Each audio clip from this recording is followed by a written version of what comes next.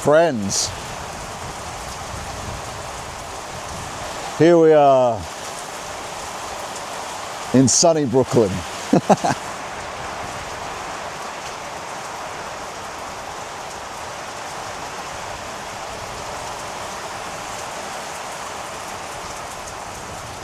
Yes, it is a rainy day, Chris. I think we're just going to go out into it as well. We're not just going to sit here in the cover.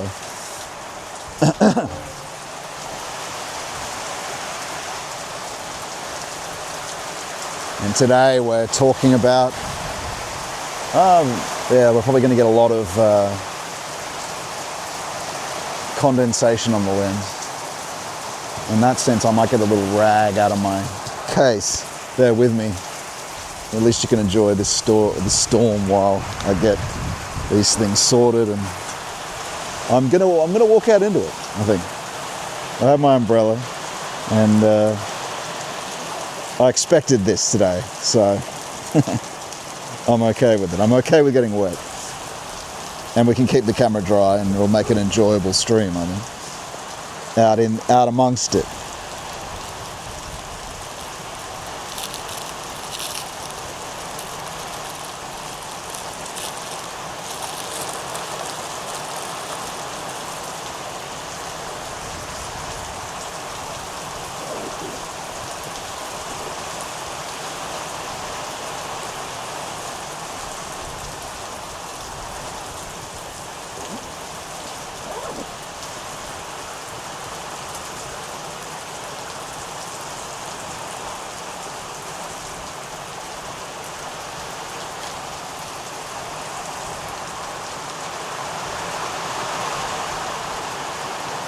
Talking a bit too soon.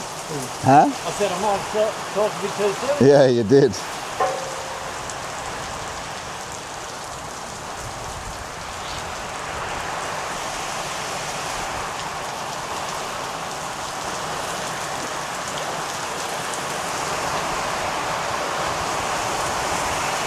Wow, that's quite heavy.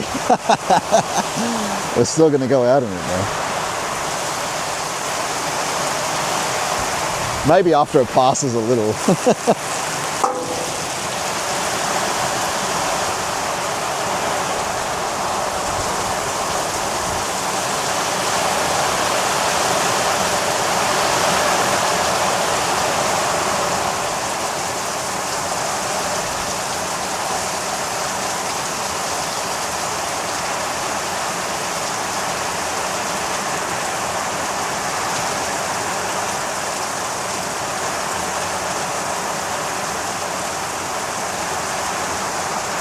Chris Stokes says we had a crazy sandstorm yesterday.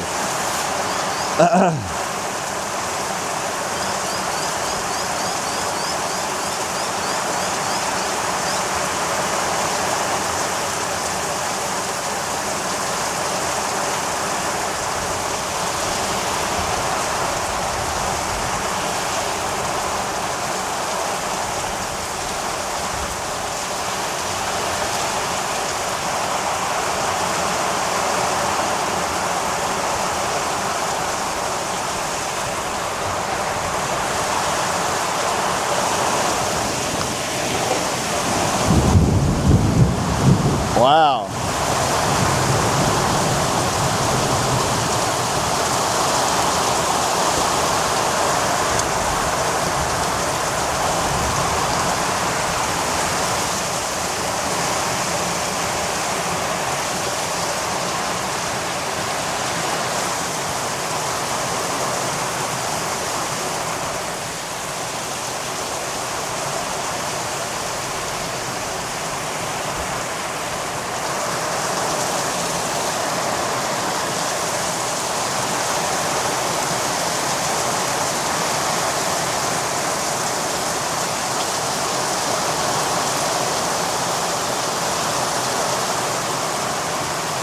Maybe this isn't so boring to watch, but I don't know if I should get going on my speech when it's so loud, on my rants. Might go up a bit, could get up a bit higher onto the cliff.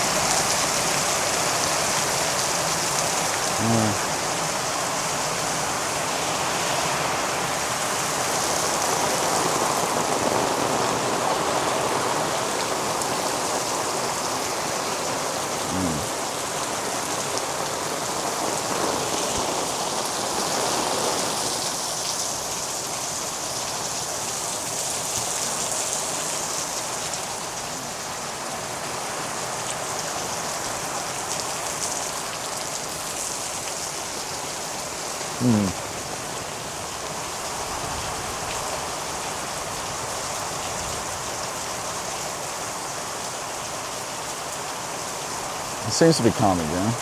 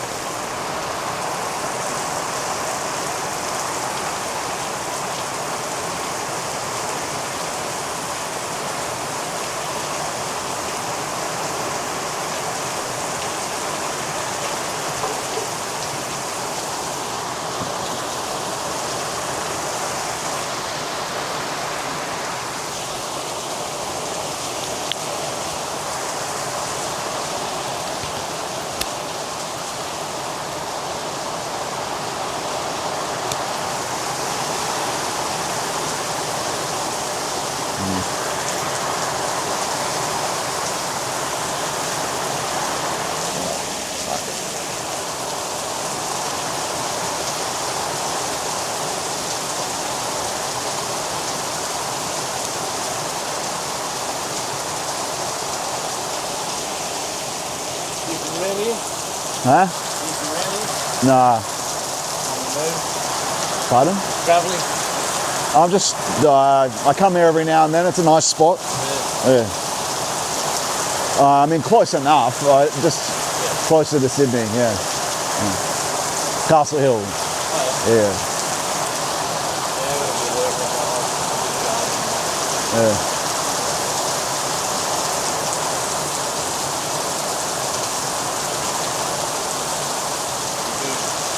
Audio engineering at home, or? I'm just doing a live stream. Like YouTube. Nothing that professional, nothing that interesting. I've been some people. Pardon? Yeah. It's Christian stuff. Yeah. So. Part of one of the churches out there? Pardon? Part of one of the churches out there? No. Not to do with any particular.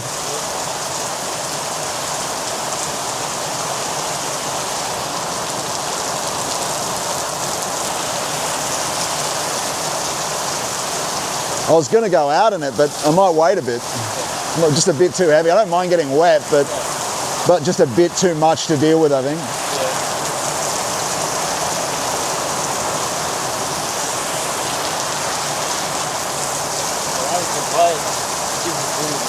What? I said we could pray it to give us a little break.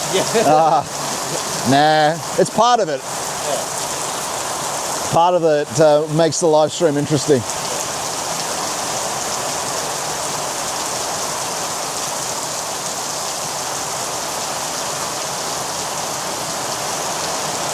How long have you been a Christian? Pardon? How long have you been a Christian?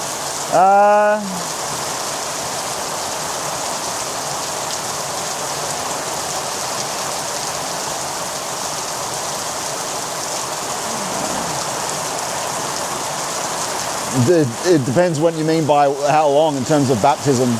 But yeah, I guess you could say 4 years, something like that, yeah. So you were baptised? Well, like, no, I was baptised at birth, but yeah, it's... yeah, what I talk about is depth Christianity. It's like mysticism, Christian mysticism, like the hesychism of the, which means silence. It's of the Eastern Orthodox monastics.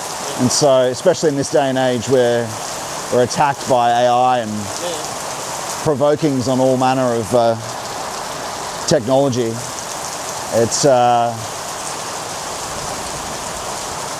more devoted to monastic-like practices than you'd be familiar with, or that most people are familiar with.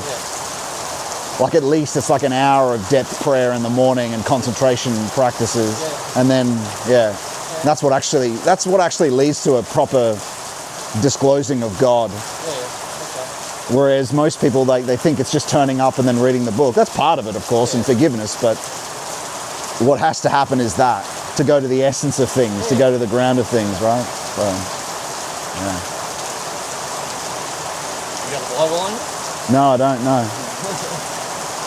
No. I mean, I'm sure I've got it on my computer and got it on my this and that. My Orthodox study Bible's at home, though.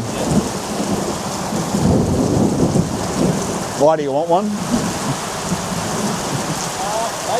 If I had one, I'd give one to you. It's definitely true, though, that I went from the scientific worldview, full science hard. I've got many books on the scientific method. My father. But what they would say, right, is that an empiricist, which means someone who likes only trusts the surface senses, would say that, well, it's not demonstrated to me. But an idealist or someone who spends time in the deep contemplation to go where the senses are transcended would say you just haven't waited long enough. You haven't done the meditative prayers long enough until he discloses himself to you. And it happens through that. So that's what people go. They go, I don't see him, he's nowhere, right? But you have to, it's about your freedom. You have to freely come to him. I've asked for a fucking sign and I've been given a sign plenty of times. Yeah. So much that I was like, maybe I shouldn't ask certain things. Yeah. I mean, but the key of Christian orthodoxy is the Jesus prayer. It's just continuously doing that because we're constantly provoked by demons. And people don't even recognize it. They just think it's their inner thought dialogue, but it's actually demons.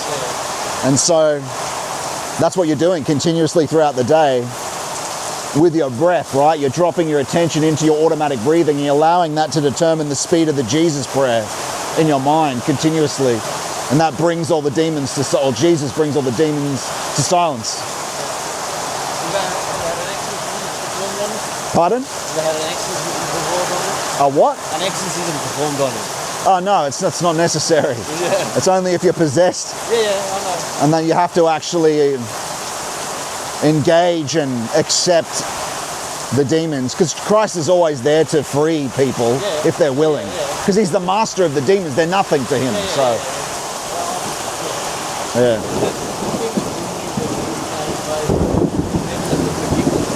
Pardon? It's definitely the forgiveness Yes, yeah. that Christ has.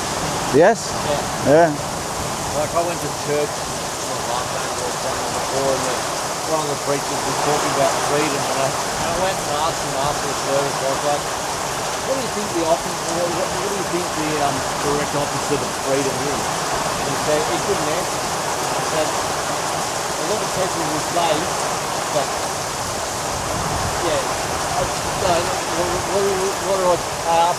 what do you think the direct opposite of slavery is?" Yeah. And I'd say a lot of people say it's freedom, but it's actually servitude. Yeah. And I mean, if I'm understanding what you're saying, well, the idea is that modernity promotes freedom, but it's actually slavery. Is that what you mean? Because that's actually the truth. That's true. That's what happens. You think you're in freedom because you know the story of the prodigal son. How it's he's given the first half of his spending, which is like the first life forces you have in your life. You go out and spend it and allow yourself to be provoked by all manner of like lusts and whatever it might be, and you spend it, and it's a fake freedom, right? You thought that you were making that this was going to be a good life, and then it's just completely provoked. You're deterministic. You're determined by Playing with your ego, which is basically, inflating. Yeah.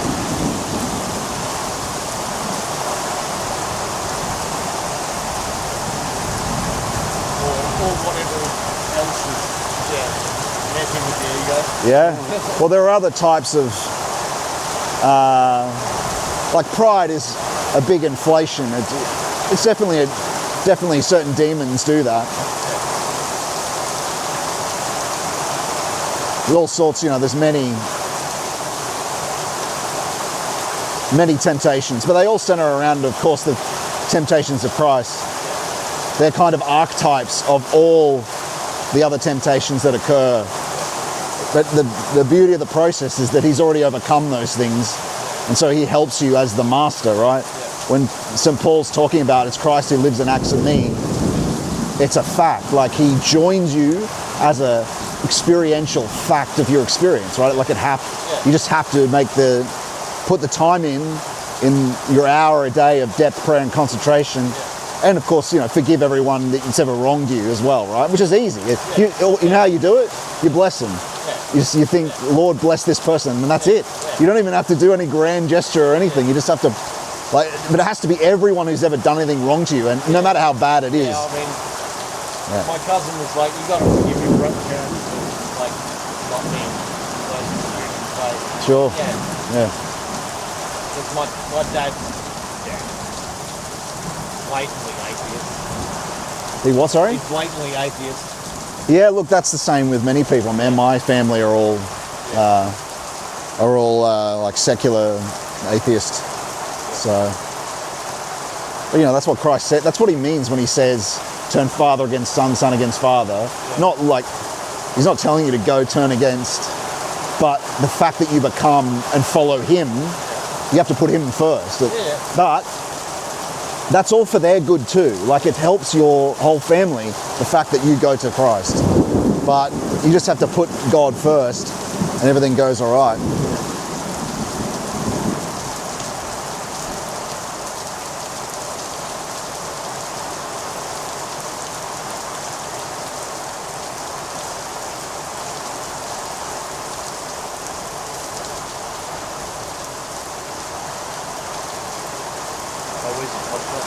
What? Where's the podcast? Where do you put it?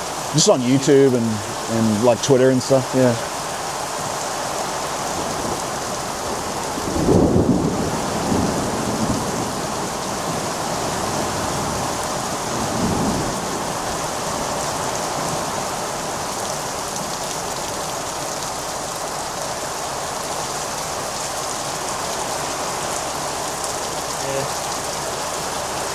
Don't watch a whole lot of stuff where it's like, street preachers are getting attacked. Yeah. Street people getting attacked. Like street preachers. Preachers getting attacked. Yeah. Like in England, in Britain and stuff. Yeah. People actually don't often talk about Christian persecution. It's always these other things. The Jays, or you know what I mean? They're always.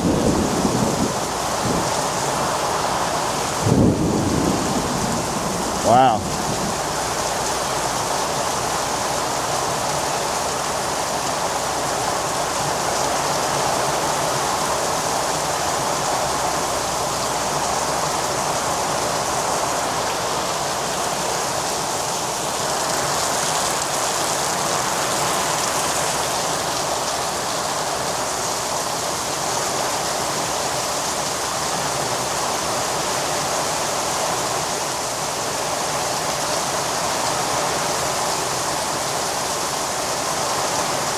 You know what? I'm going to go out in it. Or else this live stream's not going to go anywhere.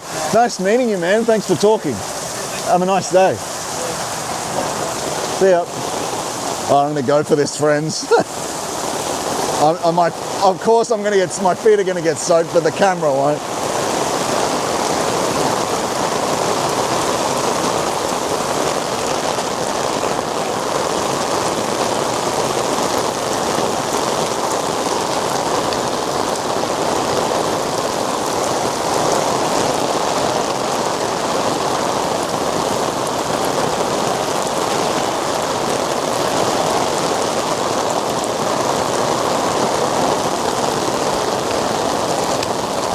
Maybe I should carry a Bible on me to give to people such as that. Protestant vibes.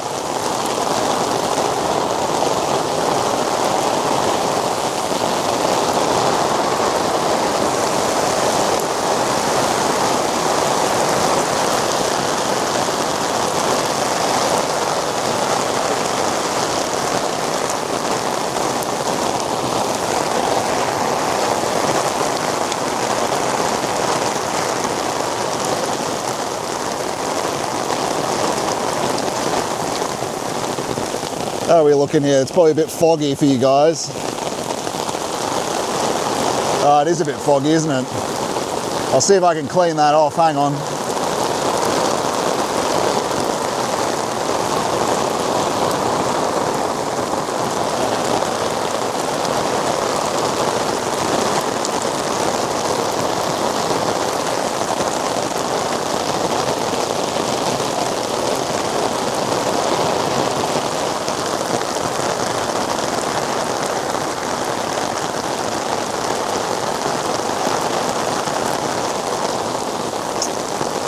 It's not too bad, I suppose, but it ain't great. Here we go, found it.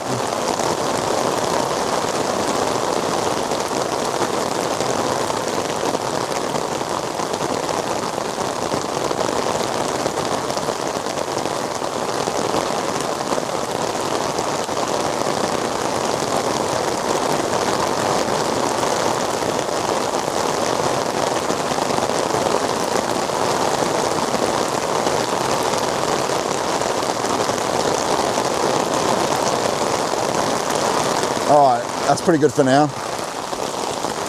Let's go.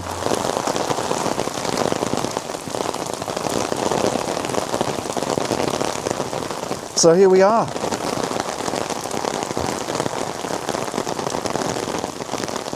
By Storm and Sea. Whoops.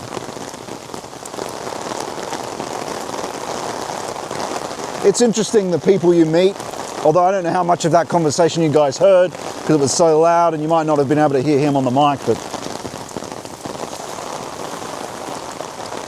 well, I think as you, or as Christ heals your being and soul, especially through the depth practices and hesychism, I do think you become more approachable, not just in how you look.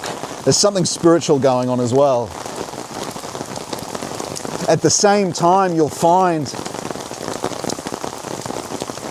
if you're doing the practice for an hour a day over 6 months to a year, you'll find there's a bit of a ramp. And that's called Scotland Island out there, if you can see that.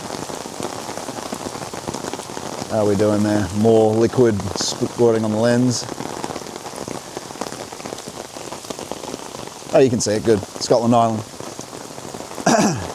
And also at the same time,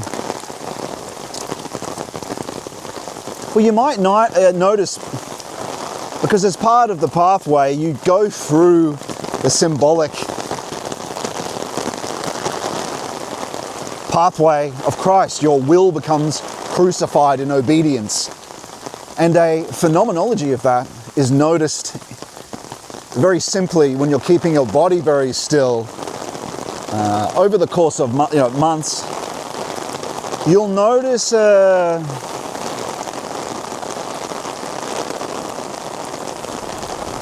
will is in the limbs. Ooh. This is where it's a bit closer to the... when you come around the corner closer to the...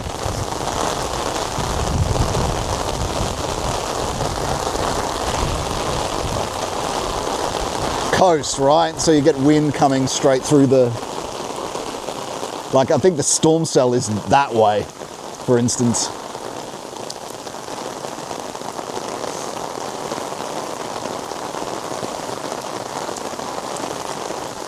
What was I going to say?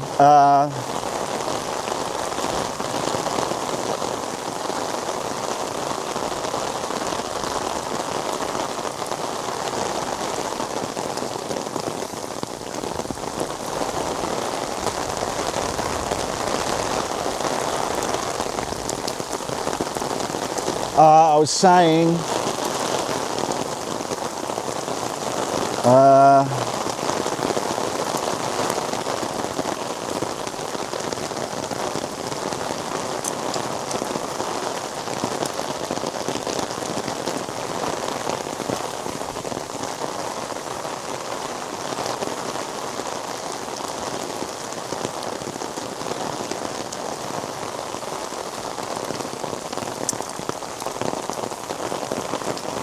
Yes.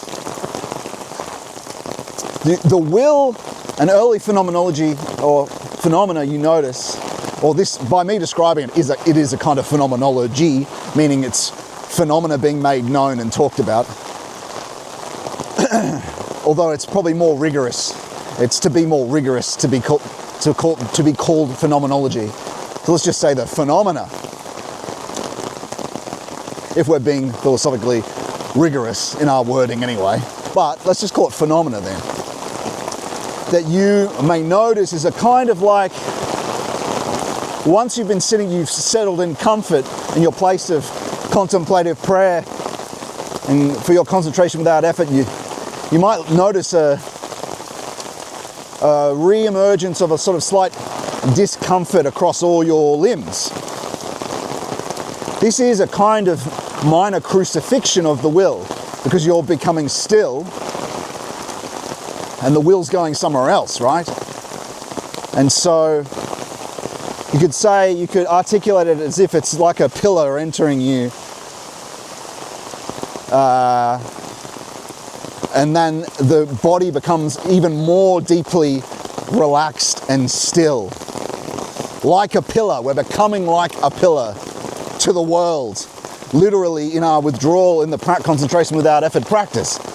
Like a pillar to the world, cut off from the archetypes and the provoking demons, and they will try during this time, while your will's being crucified, to attack and tempt you with thoughts from the start. And they kind of try to trick you into thinking it's just your thinking. It could be despair, it could be a desire to experiment, tied in with the 3 archetypal temptations of Christ.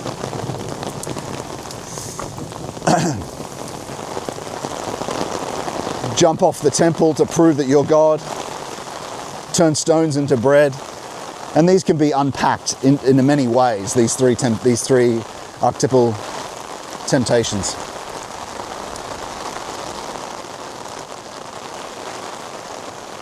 And so, where are we going with that?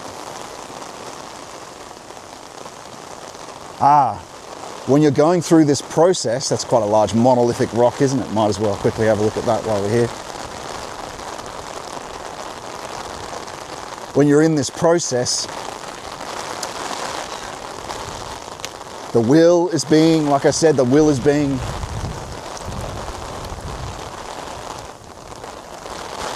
crucified. And I mentioned that, like, people will come up to you, right? And so people will notice changes in you, but equally, demons and other people, you notice patterns that, again, you're not right in every circumstance, but you may notice people do strange things, unprovoked, that never occurred to you before this process started. They don't know there's any change in you, but a demon might make a suggestion to them because the demons know. And so the demons try to trip you up both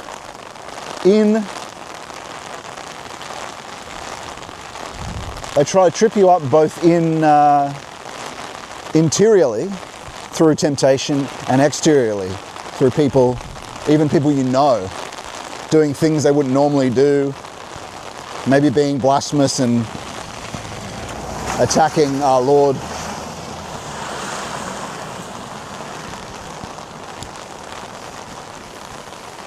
To try goad. Again, not really done on purpose, just sort of falling to an interior temptation of their own. And so that's something that happens in this process too, right? And what is that? It's the scouring of left and right, of Lucifer and Satan. You're being scoured on the left and right.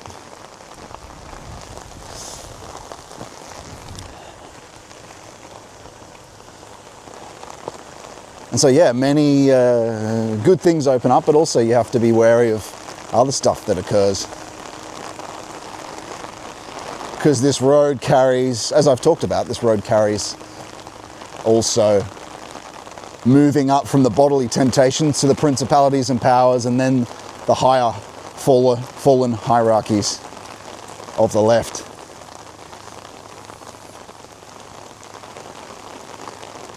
And there's no salvation without temptation. So it's just something you need to accept.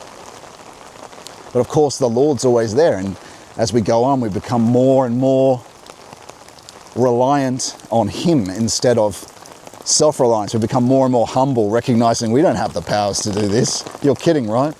But it's 100% possible. But it's not even, because you get, one great thing about St. Seraphim of Sarov is we get the idea from him that this is a very blessed path. And what matters, because we're not in a monastery, right? So a lot of us have children or various things. The Lord cares about your effort with all the virtues, not getting each of them perfect. It's about your slow development in all of them. One at a time though, right? Because it can seem impossible. And most of them are practiced, if not all of them, in that concentration without effort. It's a practice for that hour that you're doing it.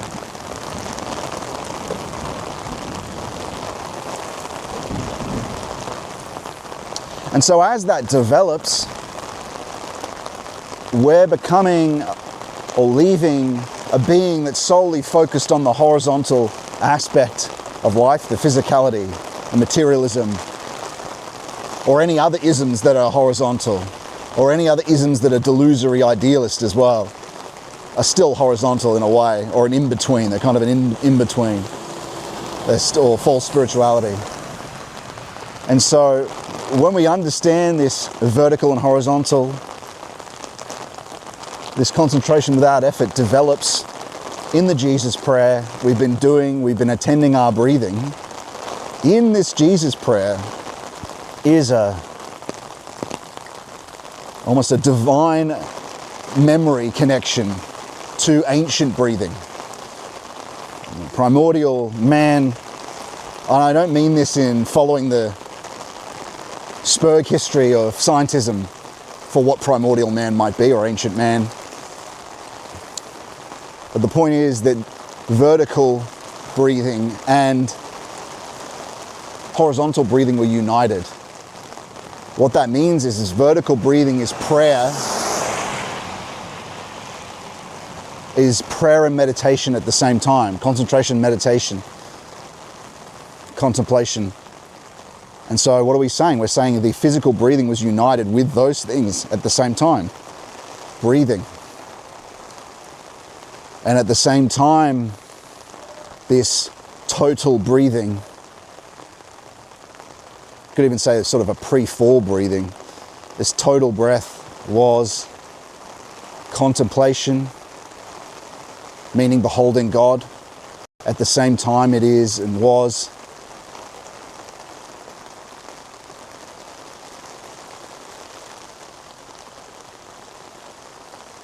human feeling, thinking and willing. At the same time it was union with God. And at the same time it was grace filled. In union with God means in union with His divine will, in obedience implicitly. And that primordial obedience can be recovered in the Jesus prayer.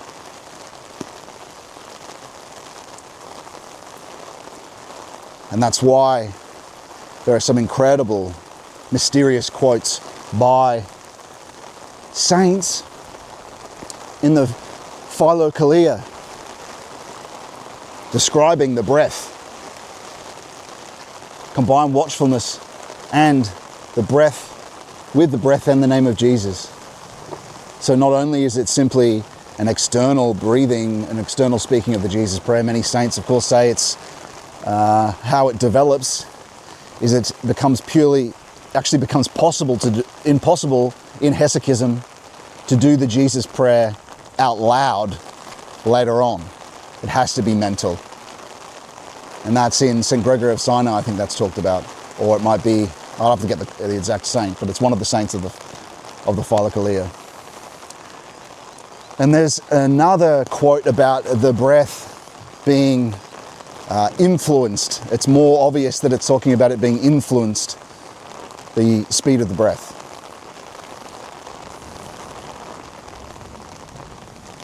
And so at the same time, this primordial breathing, this uniting of vertical and horizontal breathing,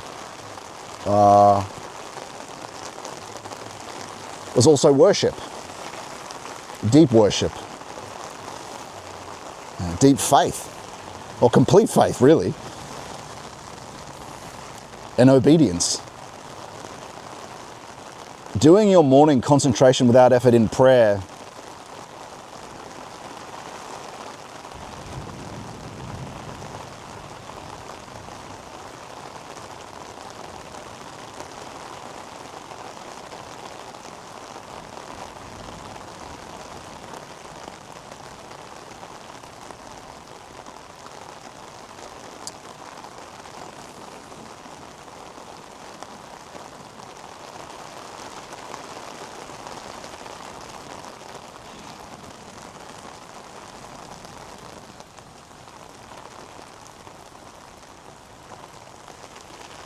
Let me bring up the map and see where we're going here. Glenn Welland says he pulled up his boat at that ramp, the Brooklyn ramp. They have nice fish cocktails at the fish and chip place just down here. I might grab some later if they're still open. They probably won't be. Let me just see where we are. We'll walk on. We're going to go for a little bush walk up here somewhere. Ah, yes, it is up this street. Cool. Just keep going up here and it should turn into a... As we veer left, it'll turn into a... Oh dear. Okay, how's the lens going? Still pretty clear. That's part of these live streams, friends, is that they're not perfect. That's the point of them as well. That's why I'm out in the rain. So you don't see this almost facade of a window of light that keeps the imperfections out too much. At least a bit less, because of course I'm out here and I'm thinking about talking to you guys about things that are of value. It's not me at home watching the television, so it's not the whole day of one's life, but it's definitely a lot more raw, as we saw when our friend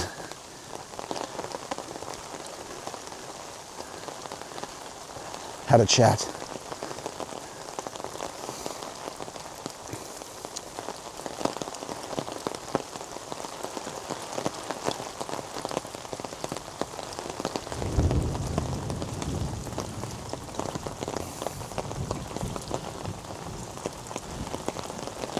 And so when people talk about, this is the mystery of the breath, by the way. But so if anyone ever mentions, I've mentioned in lectures before, Christian yoga. That word's only ever mentioned, and I say it in the same lecture, to give people an idea that it involves the breath. But my point in that lecture is this has nothing to do with any Eastern practice. It comes, like I said, it's unique to Eastern Christianity. It's grace. It's not the principle of technology as the Easterners have. And we shouldn't include any Eastern practices. We've already got our own. And the point is, how it works in reality, collaborating with divine will, is it can't be a practice in the final understanding. If you technicalize it, that's the issue. You know how you have people like Wim Hof with his breathing exercises. This is all sacrilege, disaster, illness, kundalini, stuff like that. You just have to look into the forums to how deep illness of the cardiovascular system occurs, even if the demons have allowed Wim Hof to have some aid from his top-down practices.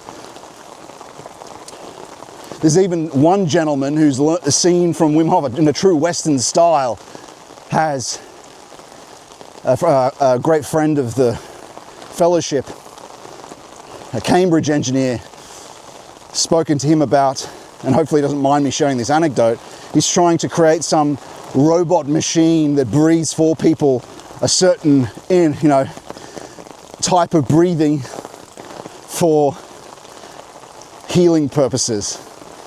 This is the Antichrist. And so the truth of this is there is no. And so when Benedictine monks and people have tried to implement Eastern practices and perennialist types, they flirt with disaster, because that technical way is immoral.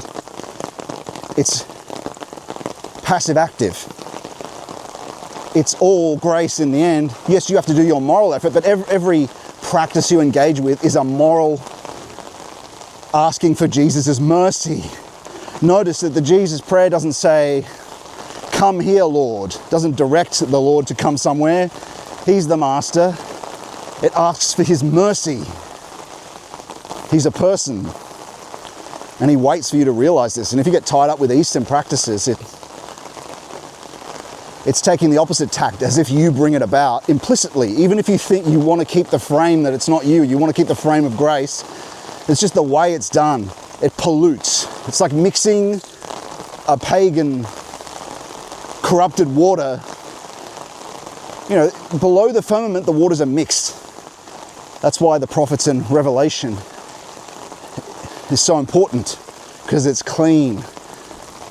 And why saints take a long time to be declared, to make sure they're, as much as possible, saints make mistakes too, but are clean, let's say. True. And so there is no, and should be no, Christian yoga, let's say, but there is a divine breathing, which has existed since, it's in the Eastern tradition. You can see it in the quotes. You don't do it though. It's the breath of the Angeloid. Look at this, hey?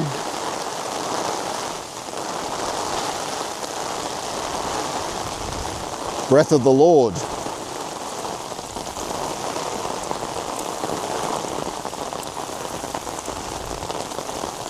And there's nothing you can, other than what we're talking about, there's nothing you can really do to bring it about, other than pray and do the moral work. It's a grace. And part of this process is about, wow, look, it's getting quite, we're not going this way anyway, I just wanted to look at it. Down there is more sea, I think. But let's just give you guys a little look over the hill, and then we'll go back. Wow, it's windy. All right, we'll go back, stuff this.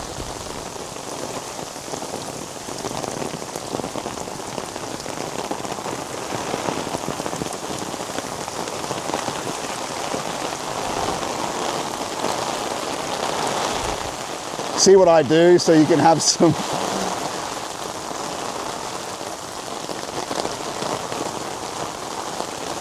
vibes.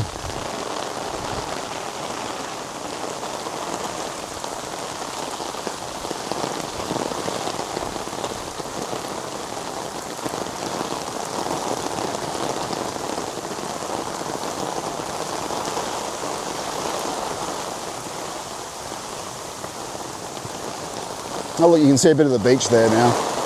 See that?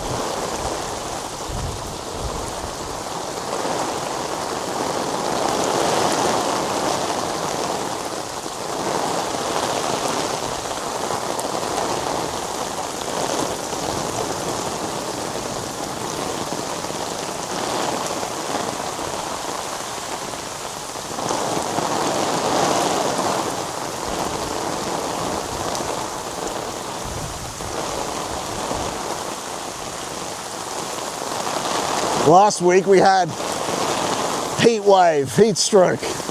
This week, the deluge.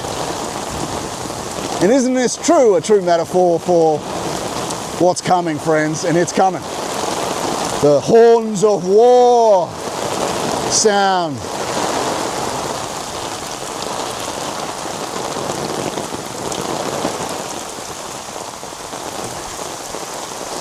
Now's the time for hesychism. Now's the time for monastic silence, and we can do this in our daily lives.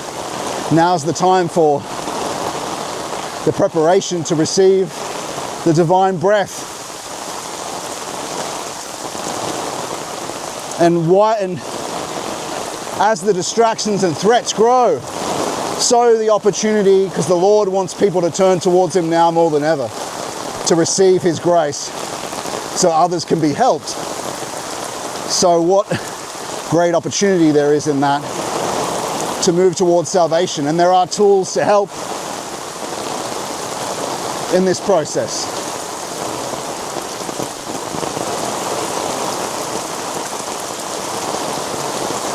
Of course, the Lord is... Father Seraphim Rose talked about the 7,000. When the Antichrist comes, that there'll be the people that will just do Christianity ritualistically and not have the inner love and inner life. And then there'd be the 7,000 who will be tempted, who will have the inner love.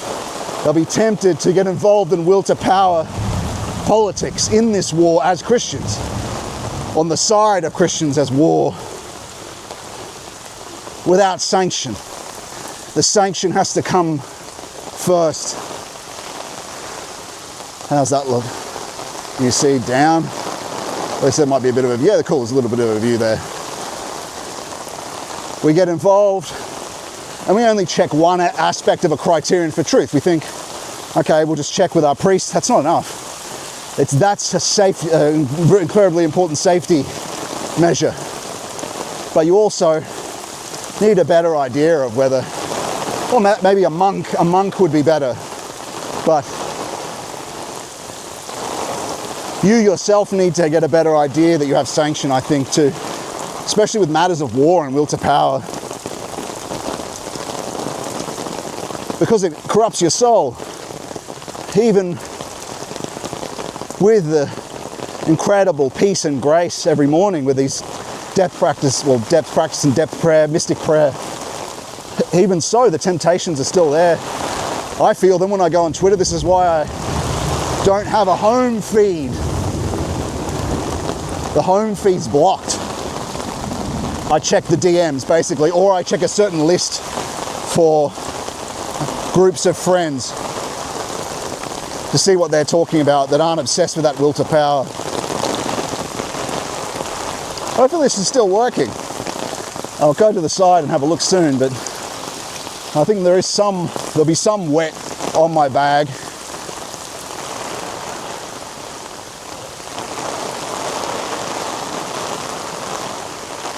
But hopefully you're finding it pretty cool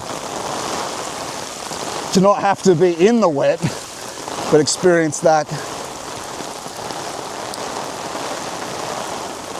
chaos, natural chaos.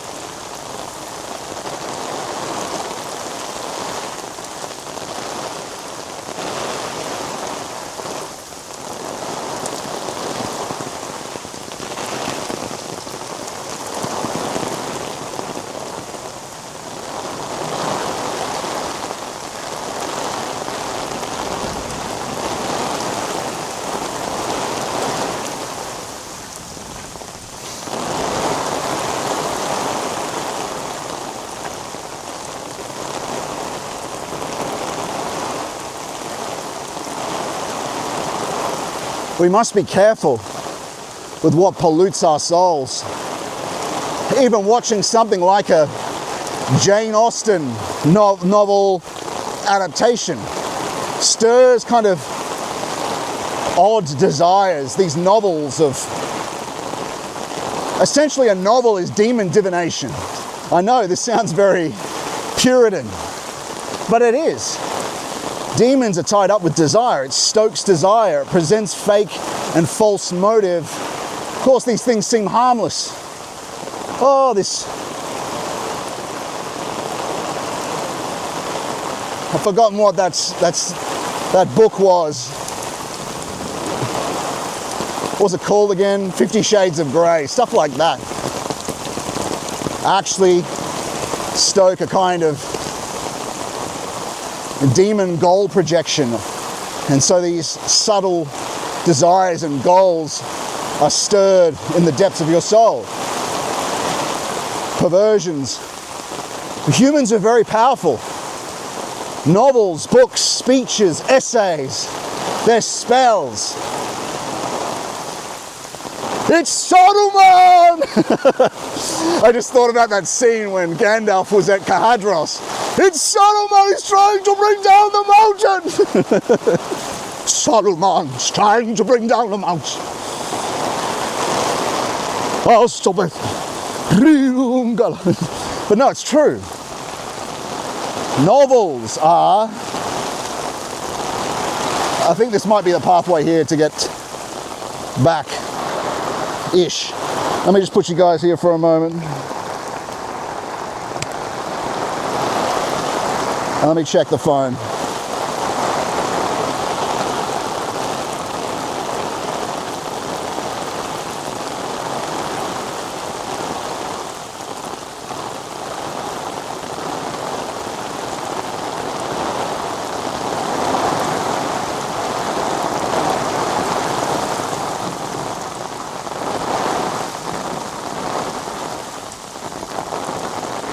Oh no, it's quite a bit further.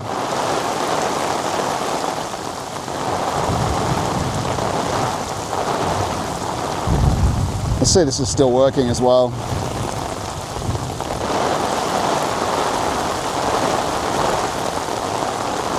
It seems to still be working.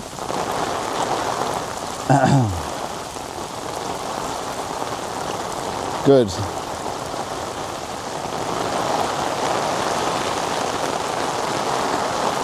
Psalm translation, I don't have a favorite translation.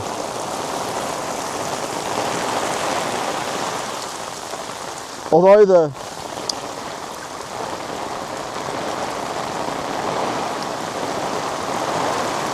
I mean, look, the Orthodox Study Bible or King James. But in terms of the Philokalia, there's a new translation, and I don't think that's as effective as the original translation of the Philokalia, which was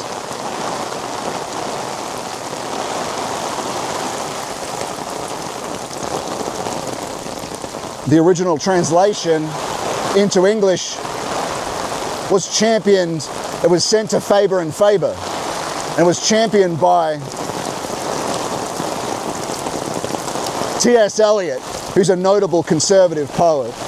So, and championed because of its very important Christian spiritual wisdom, almost the most important outside the Bible.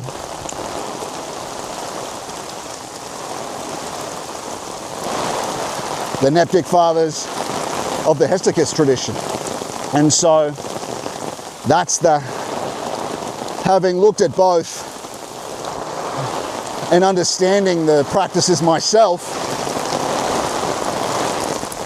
one is done by an Orthodox nun, which is fine, but when I looked at the translation by G.E.H. Palmer, I think it is, was an Oxford scholar, but in collaboration with a very well-known Orthodox theologian, also English. And I can say that just simply the rendering, because he's a theologian, the rendering of what the monastics are saying into English is closer to the phenomena experienced and what's being described.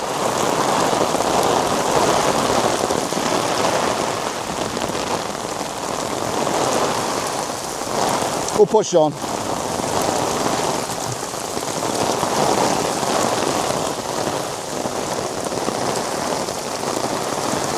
Might as well.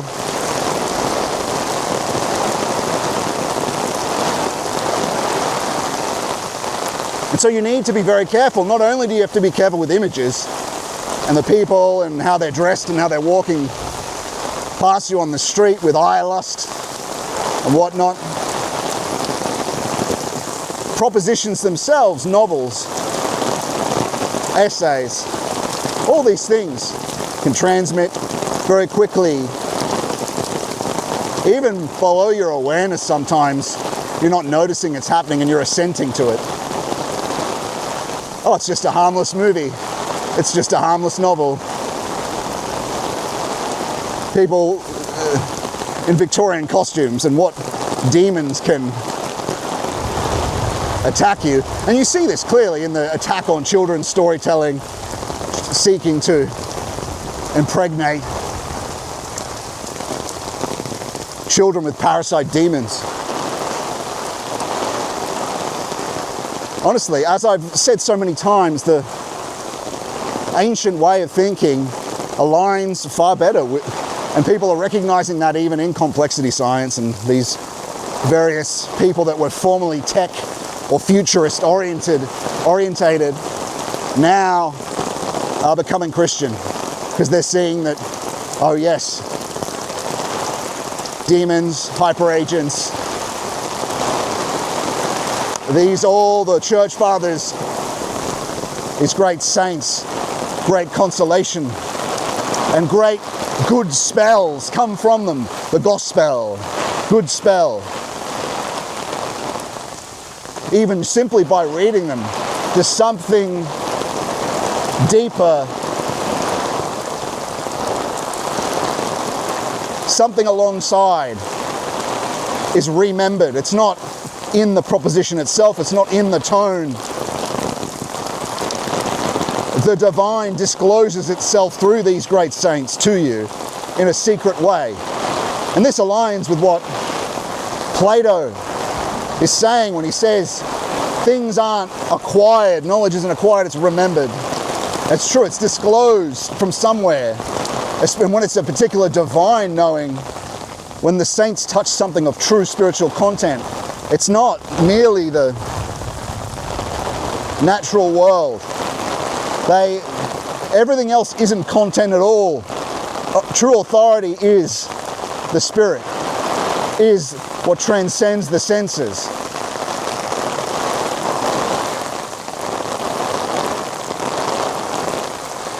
And so when you're reading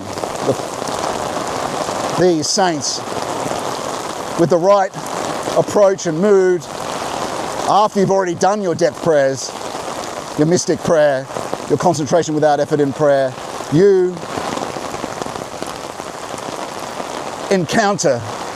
are granted by grace the true mystic reading of the text, which actually is the Spirit itself. In fact, I would even go as far as saying is that you can't really understand the mystic depth, the mystic reading of the Bible without really doing the practice yourself. Because a deeper level of your being must be disclosed, unless it's by a pure act of grace, which happened with the apostles. The Beatitudes show the word of Christ, when granted to the apostles, these important people, to transform them and disclosed his glory not only to the surface of our being, but into the psychological unconscious, the vital unconscious. When I say vital, I mean your life forces, your sense of energy, like your sense of how much will you have available. That's your vital unconscious, or your vital body. And beneath that, your eye, where you touch the eternal and don't recognize and have no access to.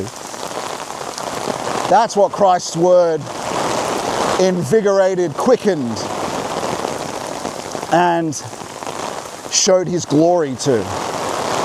And so it can happen, of course, in these important moments. It can be granted by grace, but otherwise that mystic understanding, that depth understanding, that touch of the eternal, that overshadowing of the tent that the Psalms describe.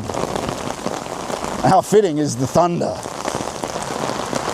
the overshadowing of the tent, the joy and peace, the gravity, the overshadowing, like an eclipse, but felt as gravity in his approach. That draining of that first wine, so after it's sliced off like a surgeon, is sent miraculously as the second wine, a clean crystal, like Apocalypse describes, this crystal peace, this virginal Zoe granted after the surgical cutting away of this first warmth that we're granted, which is tied up with our juvenile will to power, which everyone has, and people have various degrees of success in converting that with the virtue life, or simply Christ acting in you. Because as the saints say in the Philokalia, is that simply through the Jesus prayer, yes, you work on the virtues, you work against your temptations, but Christ, if you do your depth prayer, he will simply grant you through the Jesus prayer and the hour of concentration in the morning, he will grant you the virtues. This is why it's so important to read some of the later fathers, because they show you they present it showing that for people that are in a different mode of life, it's possible. And also not as stark. It's about your effort that matters, your moral effort. Like I said, no one's going to be perfect in every virtue. The Lord, as your loving Father, he cares about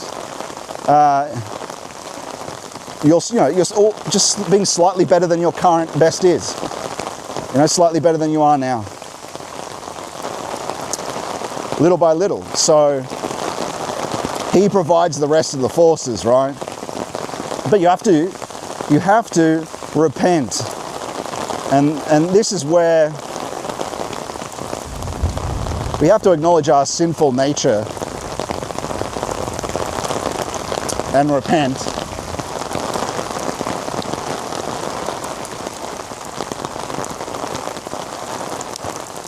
And go through that humbling and forgive our enemies. Let go of all our resentments.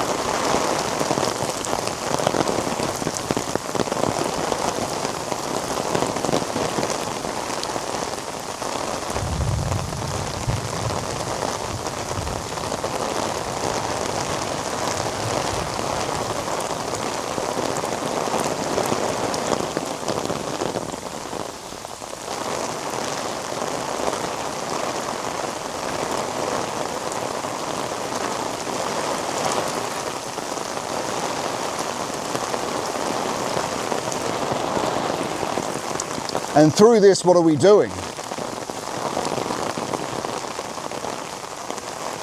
Well, it's many things. One, it's the withdrawal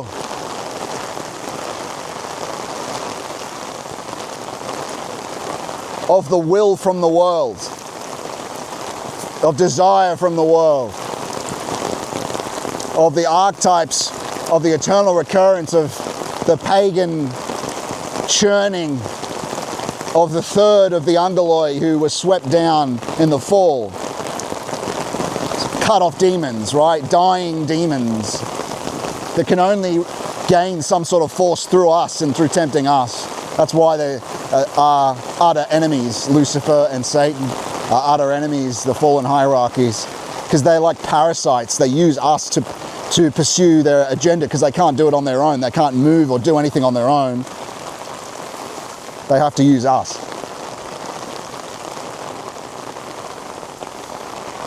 And so the withdrawal of the will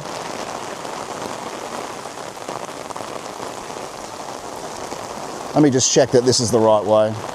The withdrawal of the will from the world. And you're doing that when you sit down still, aren't you? You're not out in the world for some goal. Your goal, your telos, your context, your purpose becomes overarchingly and desiringly, even through praying for it, to desire God most of all, your end becomes him, and so you sit down in silence in hesychism, in watchfulness. Well, watchful throughout the whole day, of course.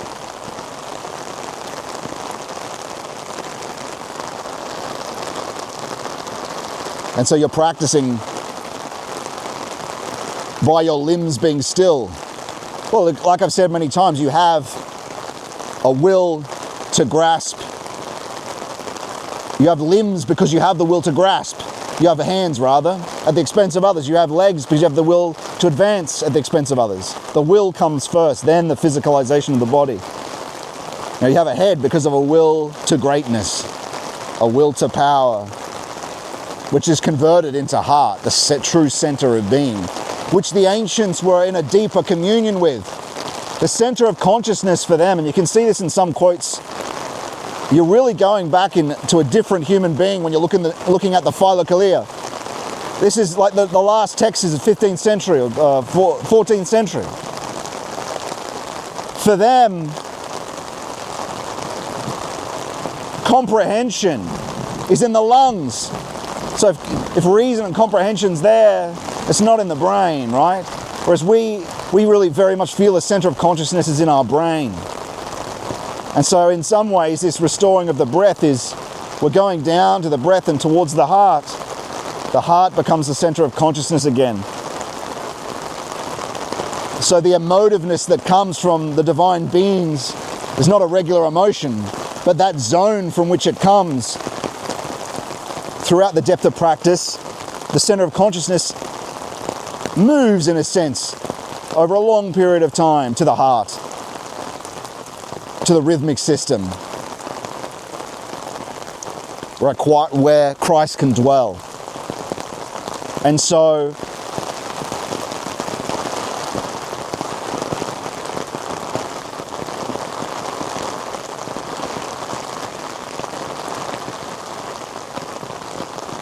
the heart is where Christ is, as many of the saints say. Truly, really. And so this will is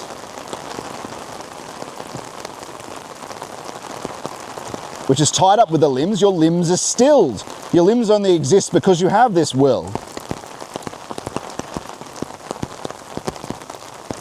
Of course, the limbs still persist when they're withdrawing, but what happens?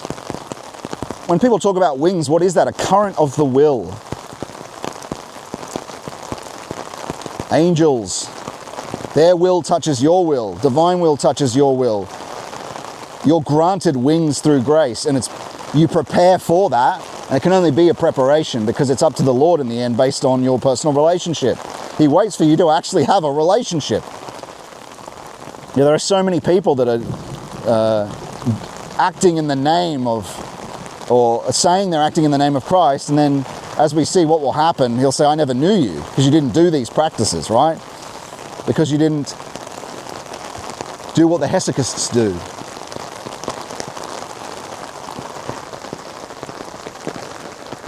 I don't even know where to dry this to dry this phone to try actually be able to use it. Oh, okay, it's sort of working now.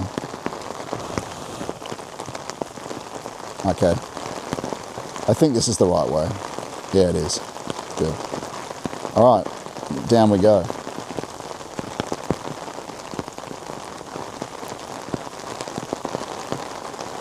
Cool.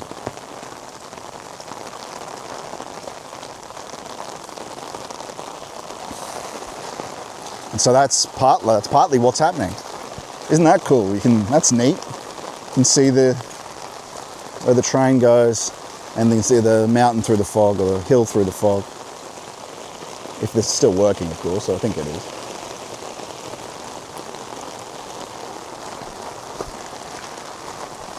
Sort of lightening up a little.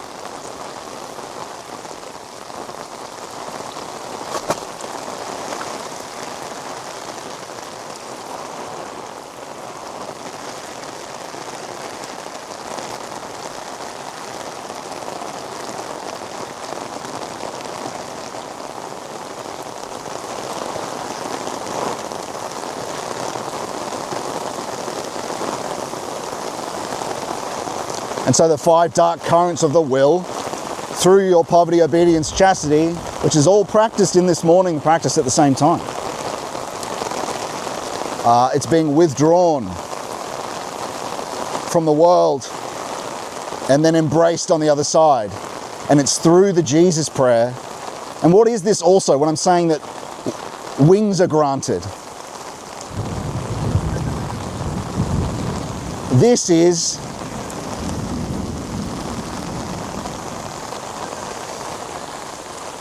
praying unceasingly, being established in your unconscious. And so you can't pray unceasingly because you eventually have to go to sleep. But you can as much as possible to establish this current in the unconscious. And so that's why you need to be doing the Jesus prayer as much as possible. This is what the way of the pilgrim is all about. The Jesus prayer is a true miracle. And saints of the Philokalia even say that it's key to the prayer of the heart. Again, the prayer of the heart, some people think they can just do this like dilettante-ish, just start concentrating on the heart. And it comes later, after praying unceasingly has been established. And then one day you might wake up and hear in the heart the Jesus praying to his Father for you in thought, or in the incredible depth of prayer and concentration without effort in prayer.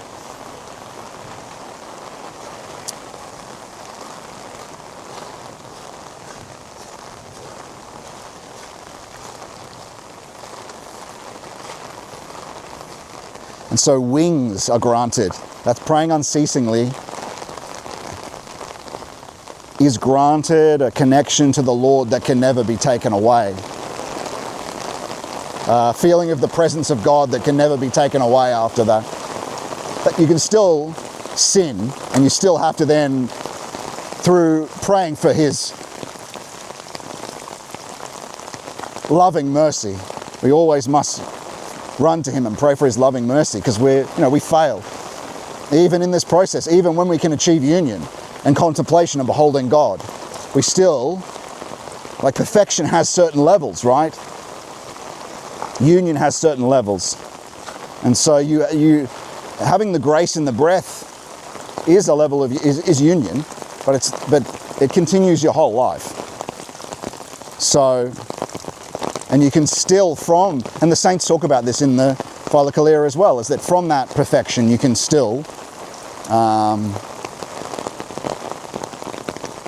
go back to an intermediate stage, although the presence of God can't be taken away from you.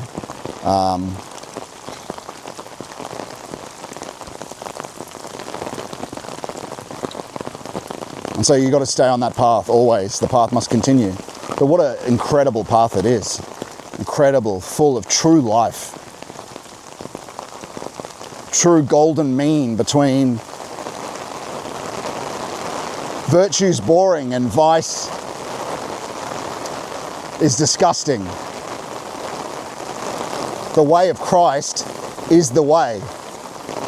It's the full energy of a loving heart, full to the brim of life and love, yet full of the Lord's virtue because of him, because of our abandoning of this foolish, fake self-reliance.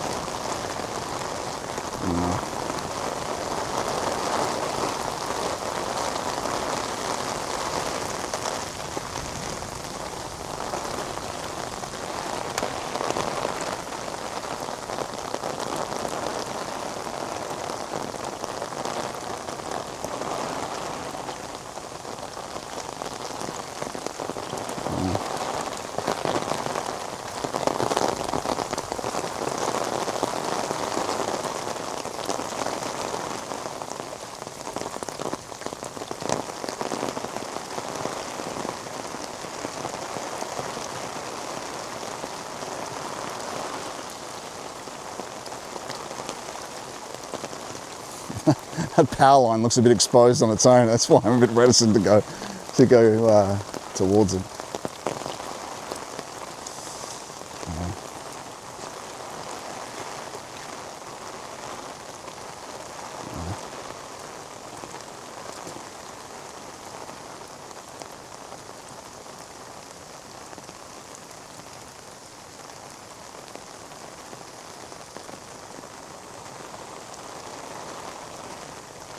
I haven't heard thunder yet from that lightning strike, so it should be okay.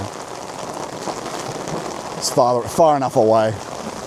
That was a bit of a count from that lightning strike, so we should be okay.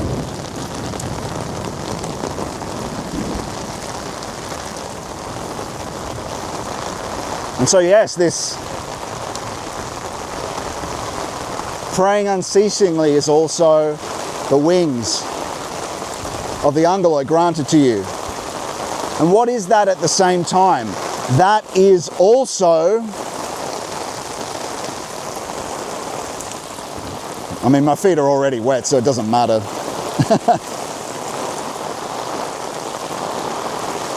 It is also I think it's Saint Bernard. Is it Saint Bernard?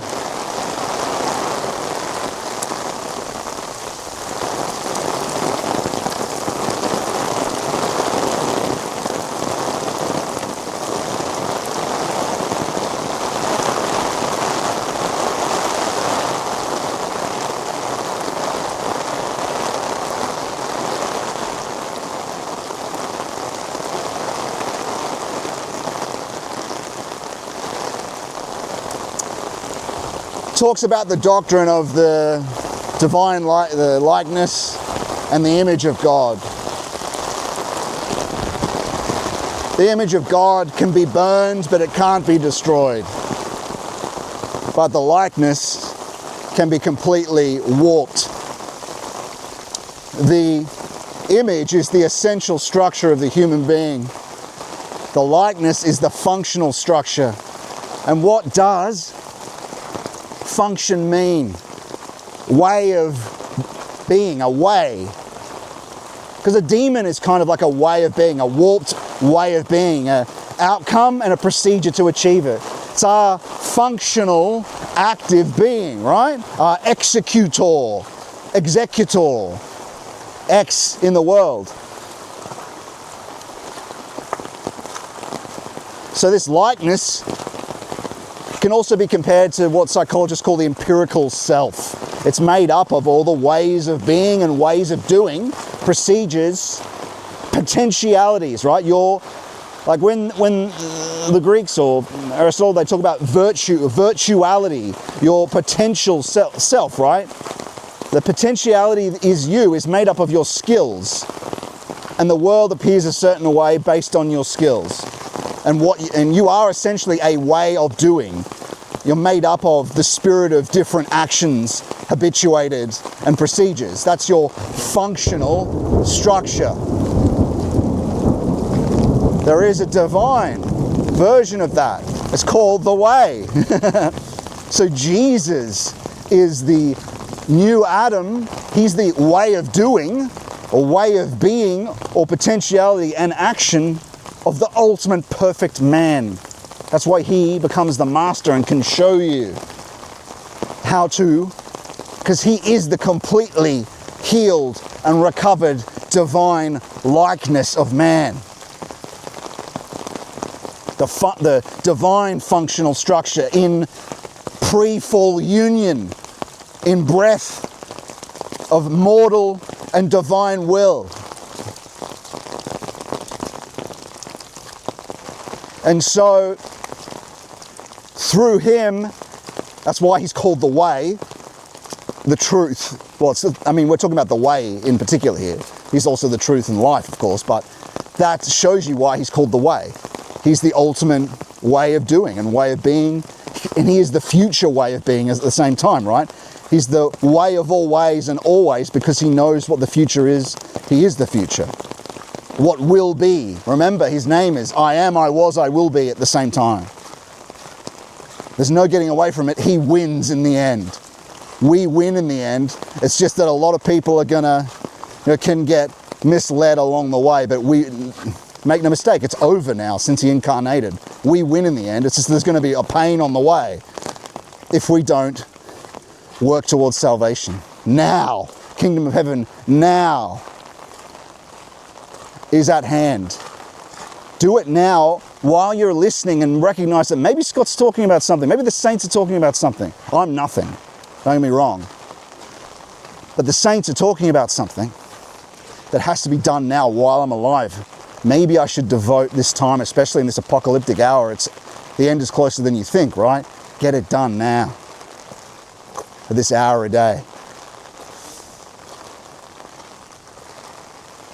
As things get darker, so too does Christ, have more mercy. Again, that's not a hard and fast rule. He's not forced to do anything. It's not an exchequer. He's God.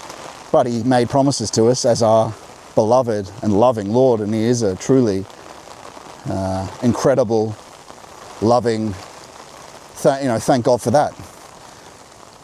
And such a careful with your freedom in mind your whole life. He's little hints that don't interfere with your freedom, trying to get you to recognize, but in a way that doesn't encroach upon your freedom. Little choices that you made the wrong way, unfortunately, right? But maybe if you're listening to this stream, the choice along the right road perhaps is becoming possible and recognized. And so functional structure, and that's what we're up to.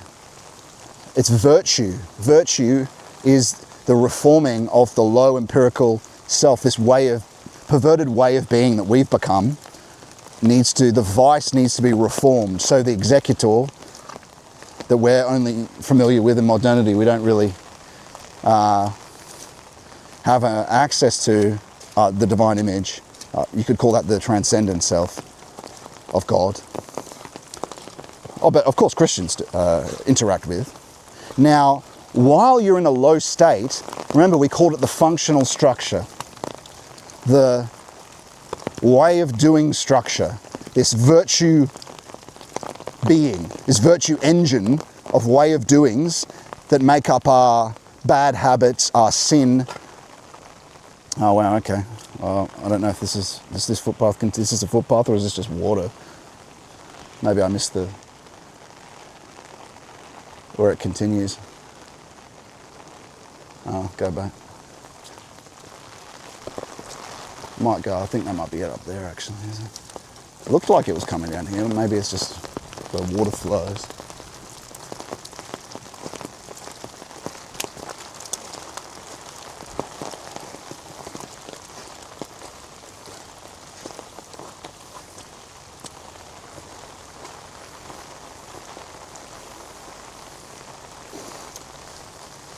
Yeah, it looks like there.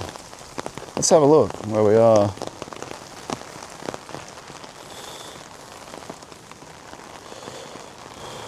Oh, shite.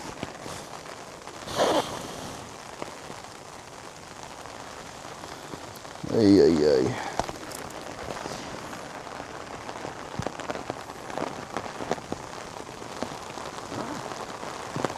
Okay, there's a bit of dry clothing inside this vest. Okay.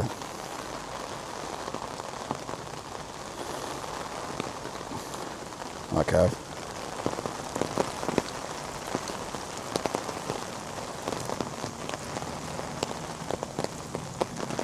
The Great North Walk.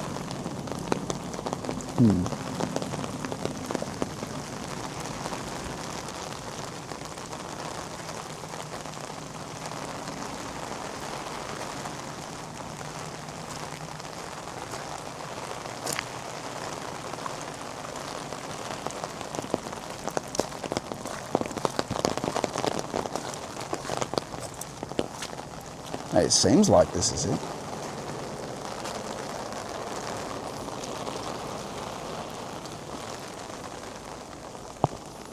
Oops, let's put you guys here.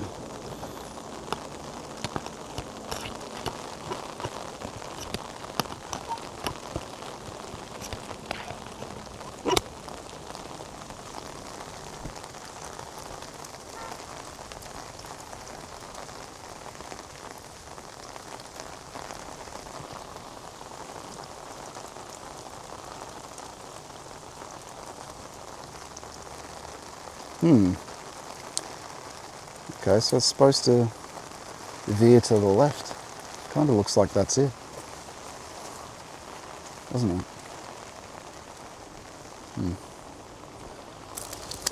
Got our hiking shoes on. Have a look. Yeah.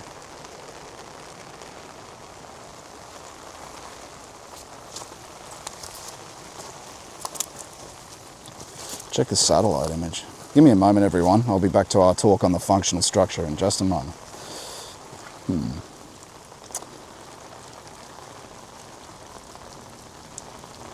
Yeah, I mean, I think that might be... yeah. It does seem to continue down that way. The same way the power lines go, I guess we'll just have to make our way down there.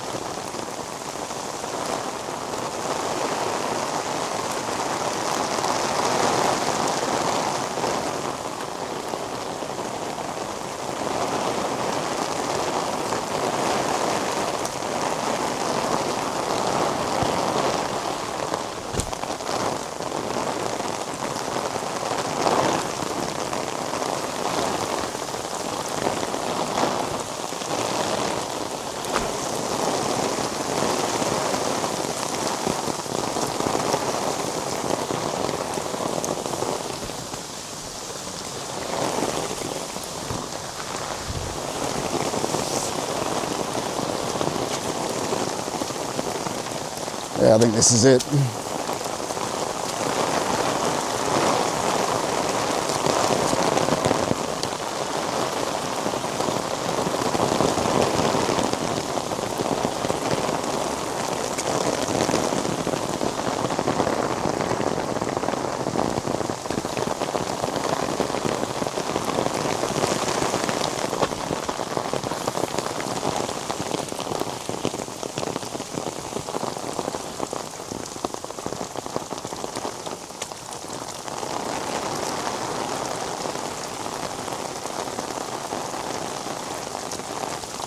Bit of an adventure, friends. These are, fear not, these are expensive hiking shoes. They've got excellent grip for these sandstone steps, which are like sandpaper, so we're all good.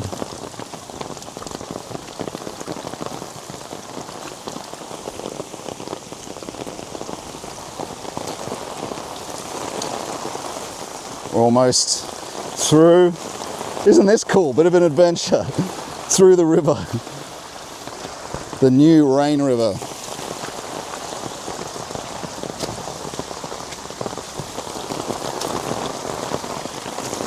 I knew these shoes were a good move.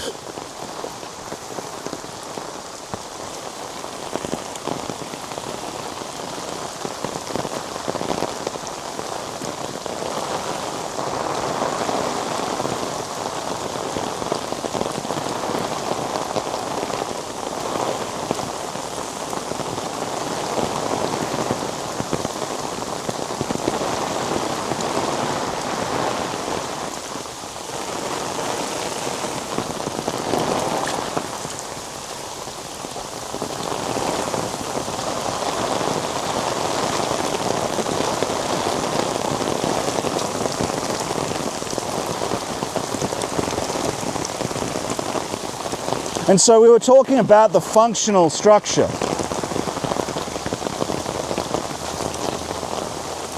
At the same time, this recovery of the divine likeness, which is the functional structure of man, when it's divine, when it's the true Son of Man in union with the Son of God.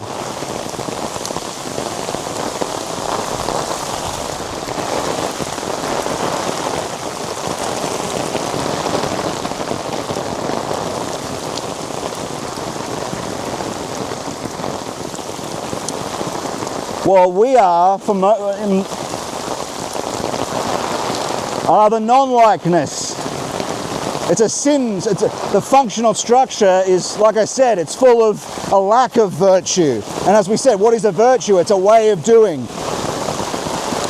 And what you recover are the Christian virtues, the virtues of outside time, the virtues of the eternal, of the new cosmos that is to be from the future that's Christ. The cosmos of love. And the virtues that are truly divine and unworldly, but are to become. Everything is to become these virtues. The whole world is to become this divine likeness at the end of time. And we are to participate in that, of course, in participating in our own salvation and helping others. And so that functional structure, at the same time as unceasing prayer is established, is the recovery of the divine likeness. It's no longer, or much less, a sin structure. At the same time, it's the granting of wings. These are all speaking of the same thing. And the granting of wings are the recovery of divine faculties cut off since the fall. And so,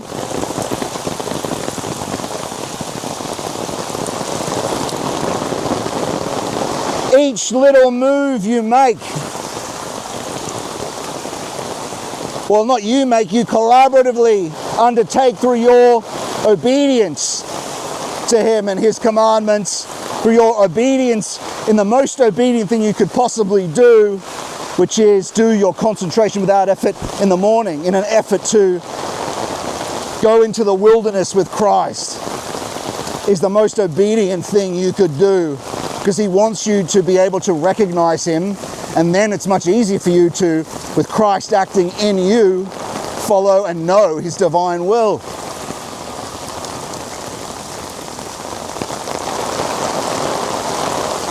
And so what's happening? Well, one thing is you begin to be able to participate in this divine breath in an intermediary stage, when you become, when hope has entered your soul, when faith has entered your soul and transformed you,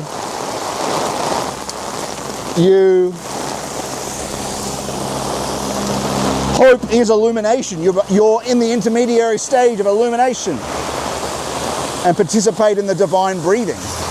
Literally, grace entering the breath. And so what's happening?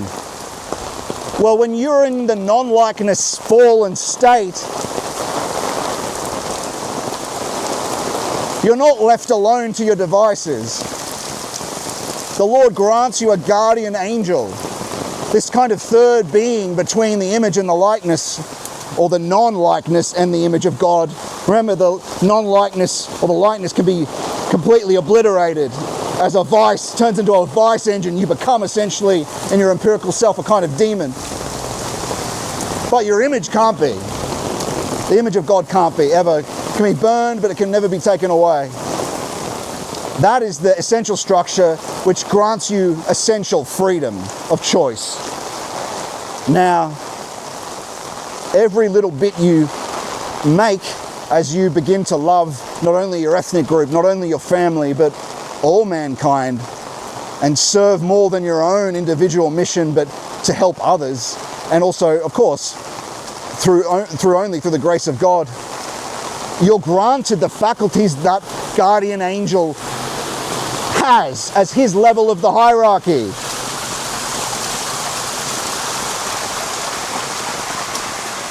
Wow, look at that, hey? Still working? Let me check.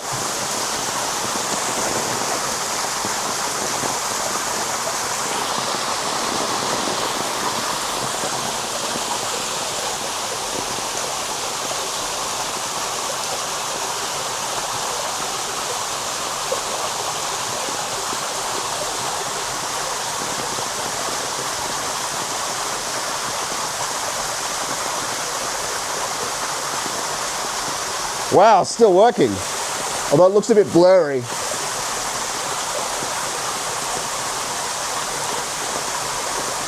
Let me clean that lens off for you.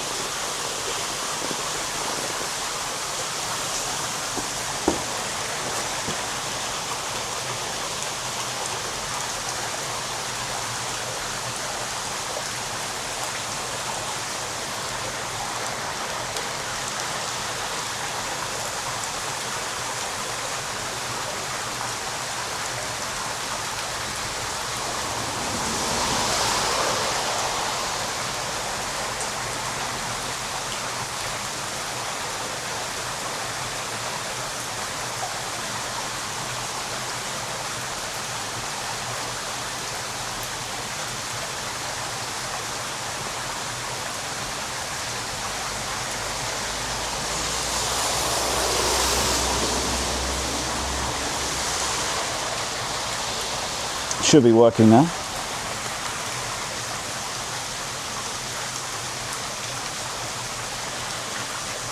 Okay.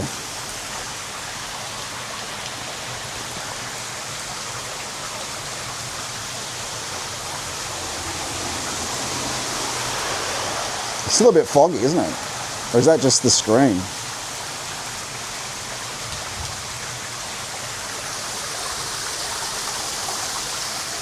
Oh no, it looks alright. Better anyway. Okay.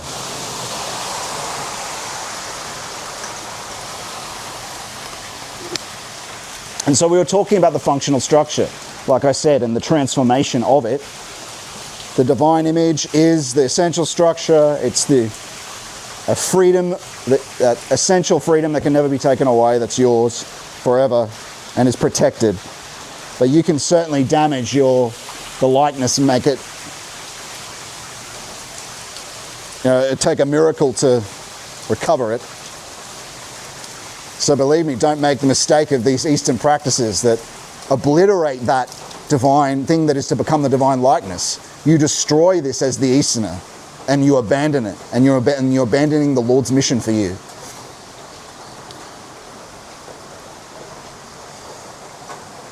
And so we're going to go get some fish cocktails now.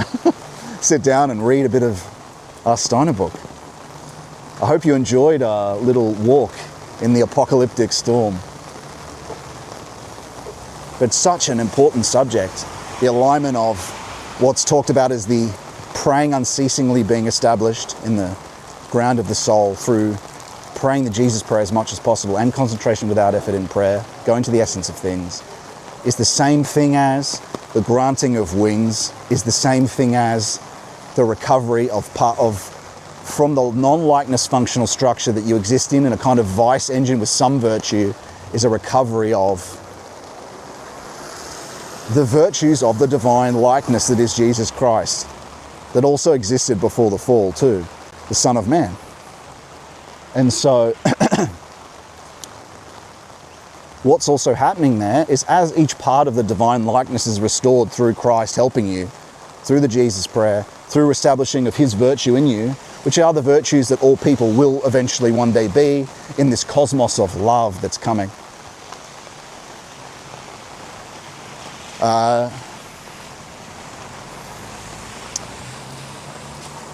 well, your angel gets replaced. There's a third being, because when you have no divine faculties, it's made up for by help from a guardian angel. As you progress, he's replaced by higher angels. As you gain more, when he's replaced, you've gained his faculties. Those faculties the angel had and made up for are your new spiritual experience that the saints talk of. Eventually, some elements of knowing the future and clairvoyance in the most holy of saints, as is talked about in the Philokalia. So, but very simply, forget these clairvoyance or anything like that. Just closer union with God, grace in the breath. The spiritual phenomena we talk about. Because the angels are in union with God, right? So when you've recovered that part of the divine likeness that relates to the lower angels, then there's a part that relates to the archangels, then a part that relates to the powers, then a part that relates to the seraphim, then a part that relates to the cherubim. Finally, that corresponds to a mission or a divine will for you as an individual, then a mission for a group, then a mission for humanity, and then a mission for divine humanity, Christ, which is the final cherubim. And then eventually, like as each stage is reached, then your guardian is then a higher underlord. And you might, it's not like this is necessarily, what's noticed is the recovery of the divine faculties, right? Your closeness with God, spiritual touch, the divine peace, being able to behold God in prayer. He allows you to do it because he's purified you and you've participated in that. And so you can, very quickly through concentration without effort in prayer, come into a meditation, which is thinking in the presence of God, come into a contemplation, be brought into a union with God in the breathing and beyond, felt in the most intimate way, with the immediacy of touch and the loving heart full of love, ascending heart in love, a dart of love. These are phenomena I've experienced. So I'm not even speaking, that's what I usually speak of most of the time. But anyway, let's get some of this food. Hi, are you closed? Oh, it's still cooking. Oh, cool. Yeah. No worries.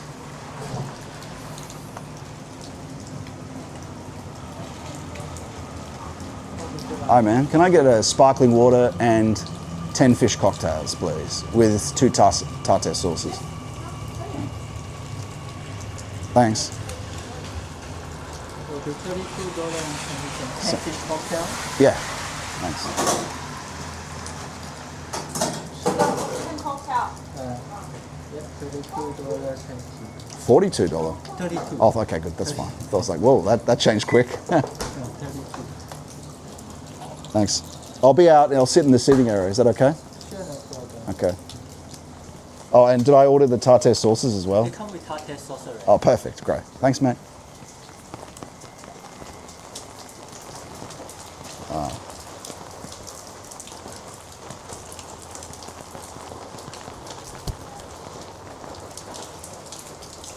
Then. Well, it actually kind of looks like they were packing up. I might not be able to sit here then.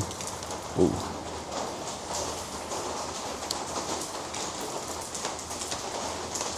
I can probably sit over the bus stop. I'll just wait here to get them and then we'll do that.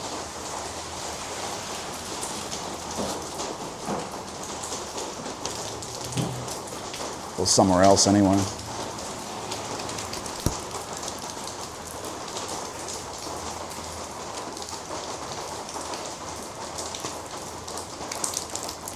Let's see where we might be able to sit.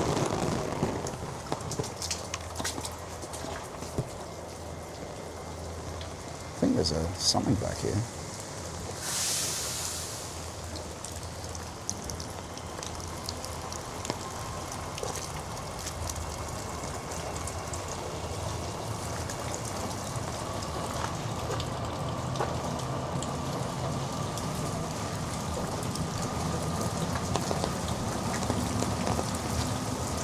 Look at these.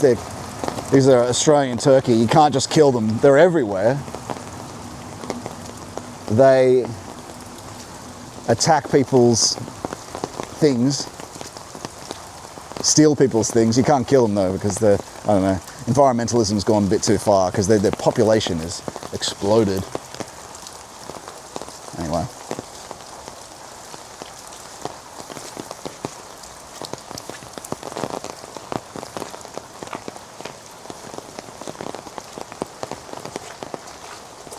We'll get back to our talk in a moment. Very interesting subject though, I want to finish it off. Let's see what we've got here.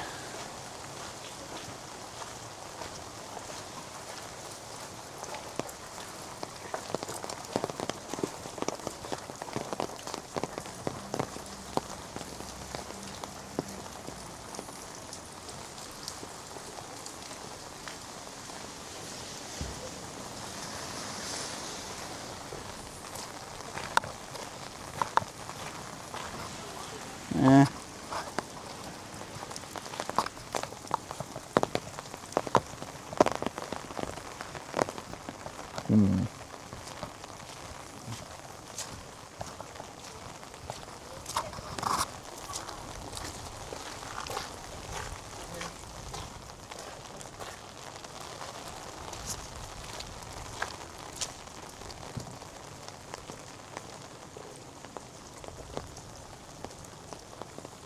You know what, we'll walk back all the way where we were before. That's what we'll do.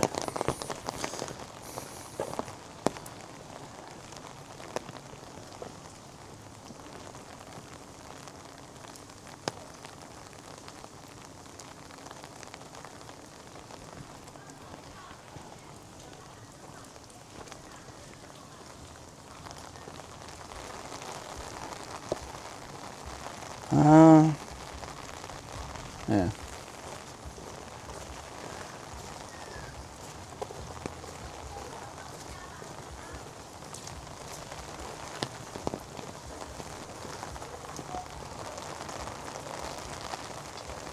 I could of course go there, but it's not much of a view.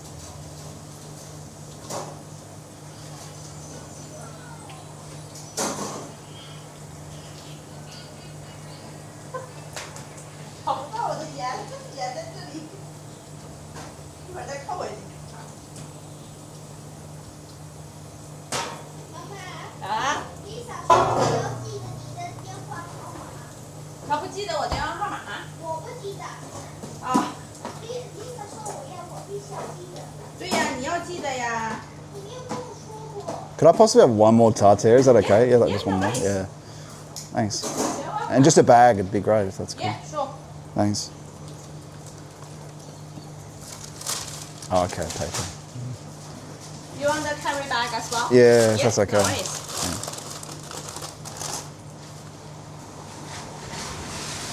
Very bad weather today. Yeah, I walked up in the Oh, really? yeah in the storm to get it on the camera. It was good. It's very heavy rain before. Yeah. Yeah, here we go. Have you. a nice afternoon. See ya. Cool. All right, let's walk over to that spot. And so, like I said, at the same time, it is a recovery of the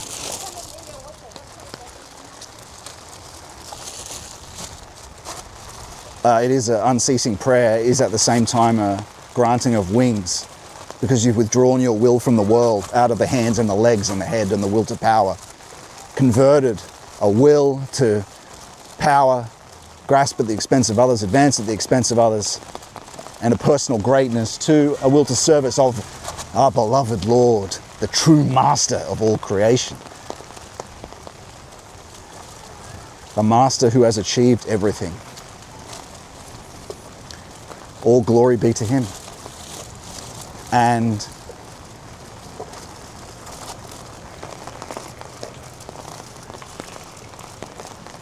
that will to service at the same time is a recovery of the divine faculties, which little by little you experience deeper and deeper silence, as Tom Bird calls it, the zone of silence.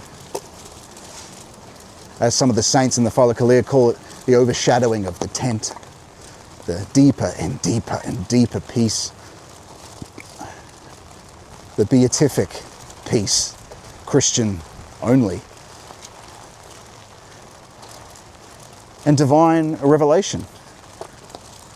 Simply knowing his divine will, even participating in his grace, moving your breath, is revelation. It's revelatory action. And so you can rest in, obviously you must be discerning across this whole thing, because spiritual deception is also around the corner, and we always talk about that. The credo of this channel and the fellowship, you could be characterized as courageous in seeking hesychism in the depth life, yet careful. Humble, seeking humility, praying for it because it's a granted grace. It's not simply, yes, acting helps, countering the temptations of puffing up the ego, which the demons will try. And they're very conniving. They become more conniving as you go on.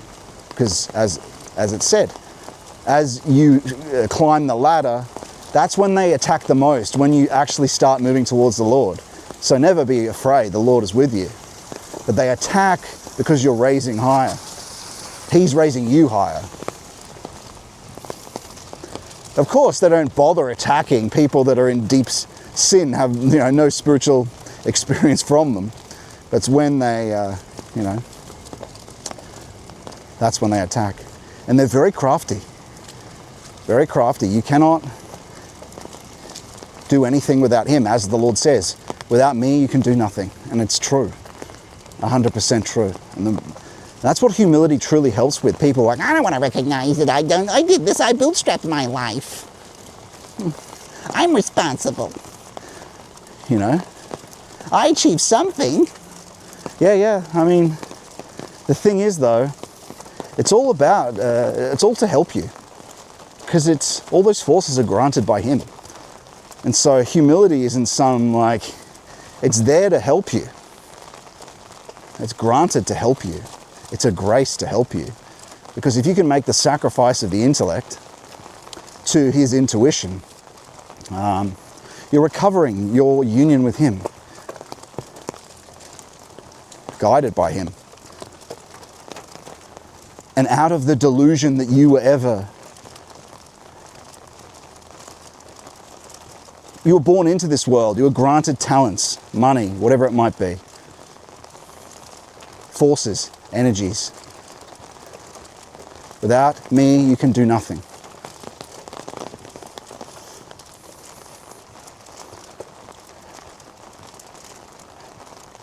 And so that's intermediately what becomes possible, a recovery of this ancient divine breathing. Vertical breathing, prayer, meditation at the same time as it is physical breathing, and a physical breathing that is guided by grace, not your will. All Eastern practices, all these things are a degenerate form, a fallen form, right? Because it's man enacting it. A fallen form or pattern. And not all of them, some of them are just perversions. Christianity has no need of those practices. all they might do is remind people to look more carefully into what is talked about very symbolically in the Eastern tradition, and carefully in the Eastern tradition.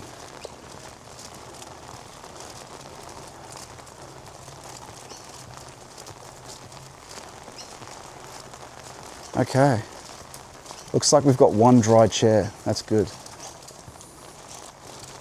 Happy days. Oh, is it? Maybe not. Close enough. All right, everybody, here we are.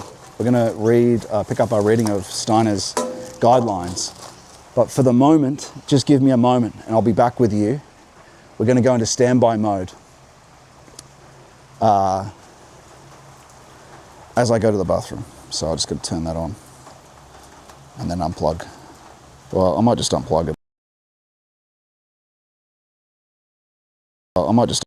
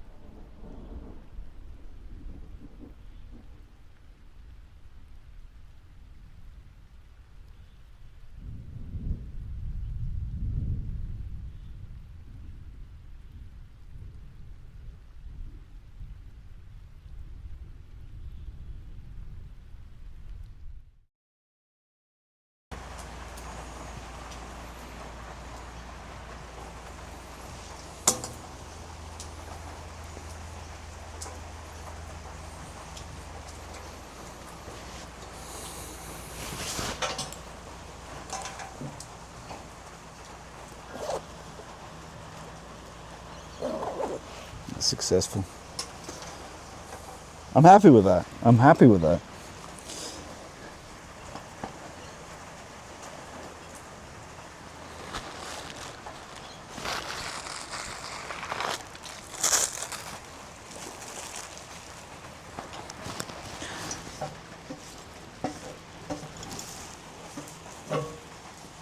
I guess I'm quite damp anyway. I might as well just sit on it. Okay, here we are. Whoa. Here we are, my friends. It's starting up again. Here we are.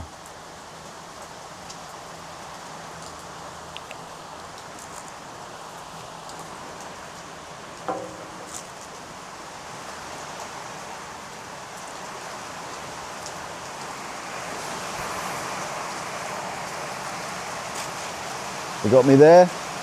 You got me there. There we are. Happy days.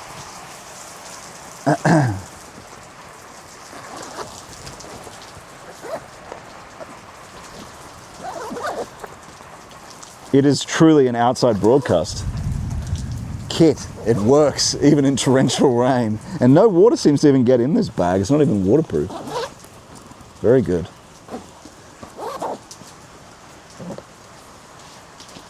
Let's grab my drink and then we'll be back to it.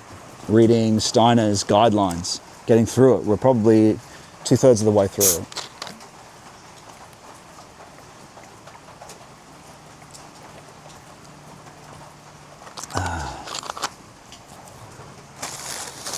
That's pretty tasty. I added a espresso to this Coke. Very, very nice.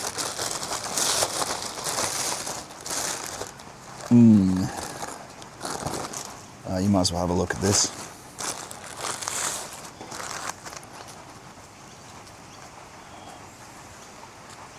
Fish cocktails.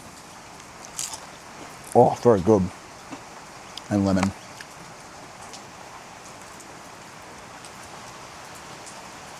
Nice.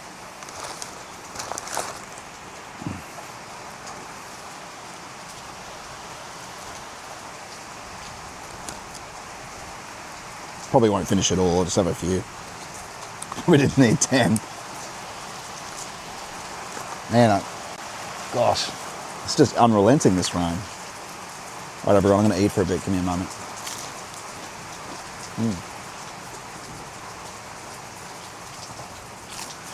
Oh, I forgot.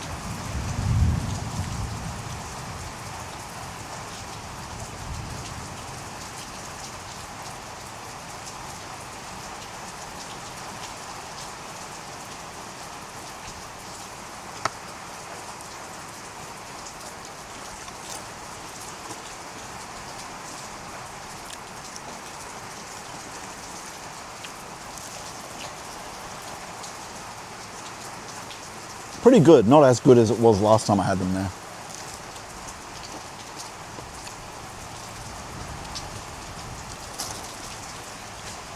I'll get it later. 6 out of 10. Fish and chips in this country, it really doesn't compete with English fish and chips. It's not taken as seriously in Australia as it is in England.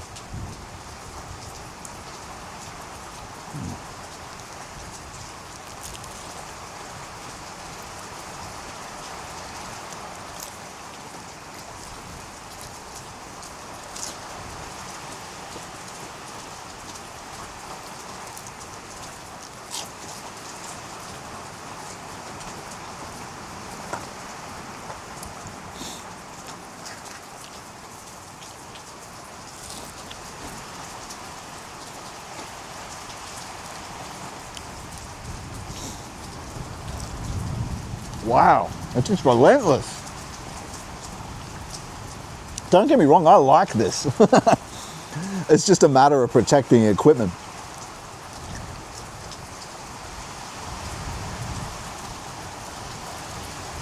Although I've seen these perform, and this is boring, stupid technical talk, but I did see them used in Japan, these cameras, on a, it was raining and they had no wet weather covers for them, and they lasted the whole thing, so it'll be fine. Plus I've got insurance on them, so it's $50 to have a soaked camera just replaced if something goes wrong.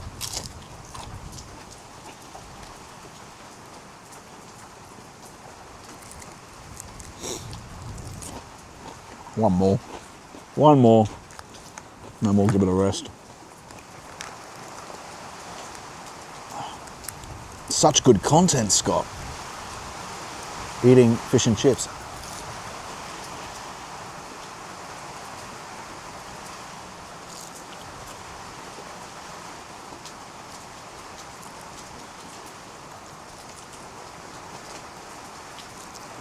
All right.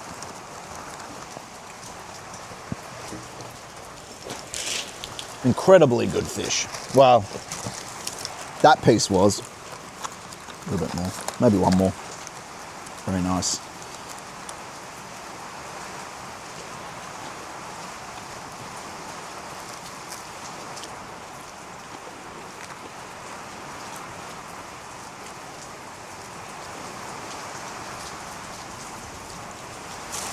Stay.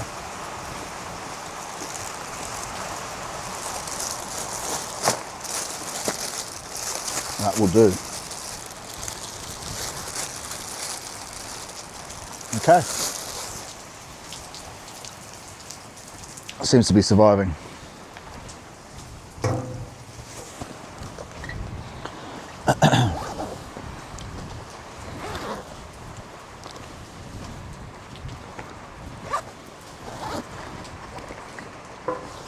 Here we are, Rudolf Steiner's guidelines.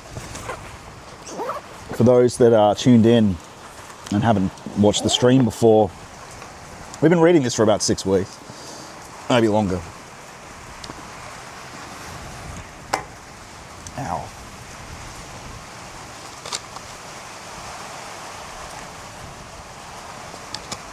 It was written almost as a it became a kind of countdown to his death, although he didn't know he was going to die.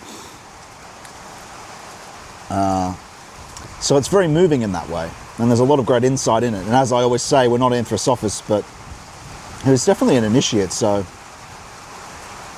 there's things to learn from him. Now, where were we? Here. Whoa.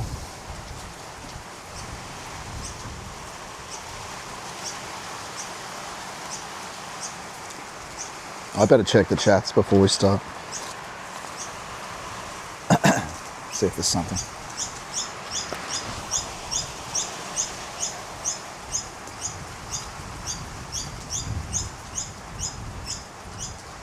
Okay.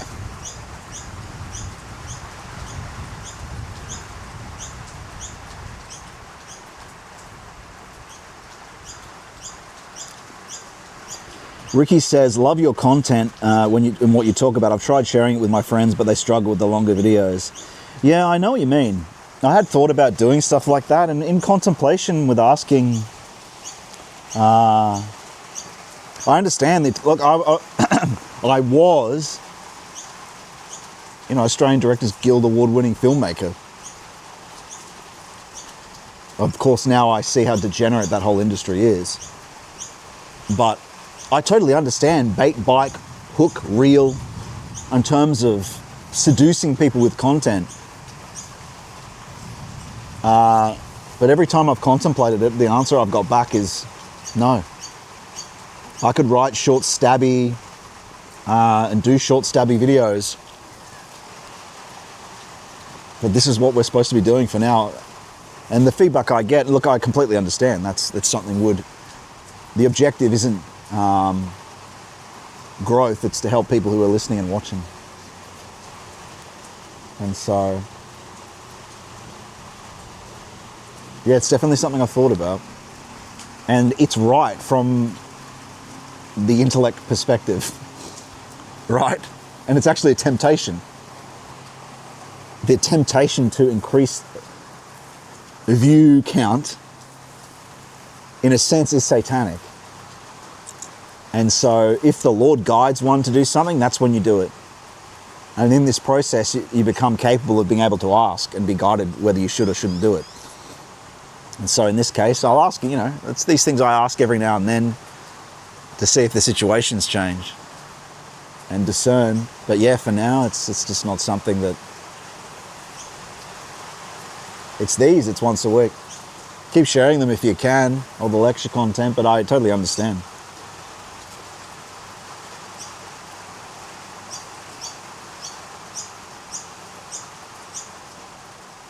Oh, well, that's quite interesting. I think this must have been where we stopped last time, or close to it. 121. I mean, it just sounds good. So maybe we'll just start here. So,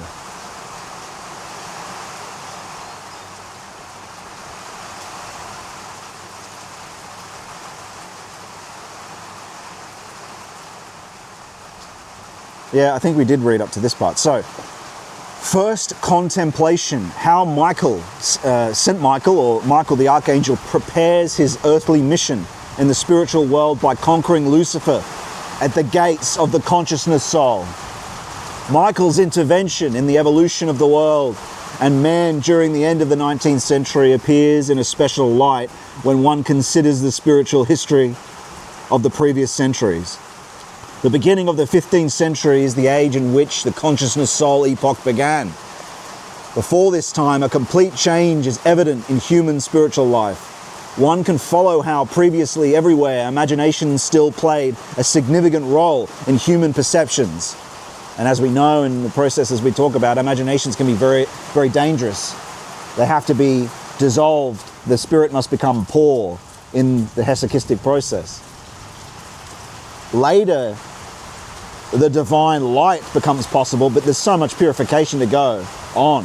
And so these people that promise an easy access to the spirit or without repentance and the practice aren't willing to go through the deluge for it. And so, individual personalities had, however, already found their way to mere mental comprehension. But the great majority lived absorbing imaginations involving representations, mental pictures derived exclusively from the physical world. This means they don't have authority, essence, which today we're in semblance. AI is semblance, it's not even connected to the physical world. But even if you take your content from the physical world, it's still essenceless, it's still not true content. When you die, all these things will be eliminated unless you've got an essential spiritual life in connection with the Lord. Those things will survive for eternity. And so, I've added that part, of course. It was so in respect to ideas about natural events as well as historical developments. This historical explanation of history that World War I was caused by one silly assassination. No, it was caused by spiritual beings. It's pretty obvious. It's one of the most obvious examples of demons, of spiritual impulse waiting for the switch to be flicked, for fear to transform into anger. Everyone was afraid of war, and then pacifists like George Lloyd, the politician that was always a pacifist in Britain, changed his whole tune, became the Minister of War. It's like Saruman. To war! Anyway. What spiritual observation finds is completely confirmed by external evidences. We will now indicate some of these. What was thought and said about historical events in the previous centuries was often recorded just before the dawn of the consciousness soul age, which is this age of modernity. It was kind of birthed by Britain, was this obsession with the material, the physical conscious. And that's all, for the most part, people had access to, apart from deeply religious people. Thus, we still have the sagas and similar writings preserved, which give a true picture of what was then considered to be history. A beautiful example is the story of Gerhard the Good, which is preserved in a poem by Rudolf von Ems, who lived in the first half of the 13th century. Gerhard the Good is a rich merchant in Cologne. He goes on a business trip to Russia, Livonia and Prussia to buy sable. He then travels to Damascus and Nineveh for silk and similar things. Homeward bound, he is thrown off course by a storm. In the strange land where he finds himself, he comes to know a man who holds captive some English knights and the English king's betrothed. Gerhard gives up all he has gained on the trip in return for the captives. He takes them with him on his ship and begins the journey home. When the ship comes to the place where the routes to Gerhard's home in England separate, he lets the male prisoners leave for England, but he keeps the king's betrothed with him in the hope that King William will come to get her as soon as he learns of her liberation where she is. The king's bride and the maidens who accompany her are kept in the best accommodations. She lives in her liberator's house like a well-loved daughter. A long time passes without the English king coming to get her. So Gerhard decides to marry her to his son in order to ensure her future. But he thinks that William could be dead. The marriage feast is already in progress when an unknown pilgrim appears, William. He had wandered a long time on false paths seeking his betrothed. She has returned to him after Gerhard's son's his selfless renunciation. They remain with Gerhard a while, who then equips a ship to take them back to England. Once the ex-prisoners have been restored to their proper honourable station and Gerhard visits England, the English want to make him king. But he objects that he had delivered their rightful royal pair to them. They had also thought William dead and wanted to elect another king for the country, in which conditions had become chaotic during William's wanderings. The merchant of Cologne rejects all the honours and riches ordered to him and returns to Cologne in order to be the simple merchant he was before. The story is enhanced so that the Saxon Emperor Otto I travels to Cologne in order to meet this Gerhard the Good. For the powerful emperor was tempted to consider much of what he has done to be worthy of earthly compensation, giving up this betrothed to the king and all the stuff that's been mentioned. In coming to know Gerhard, however, he encounters a palpable example of how a simple man does inexpressible good, giving up all the goods he has acquired to free the prisoners, returning the son's bride to William, then doing everything he can to bring the king back to England, and so forth, without desiring any earthly compensation, but relying entirely on the expectation of compensation from God. The man called Gerhard the Good by all, the man is called Gerhard the Good by all.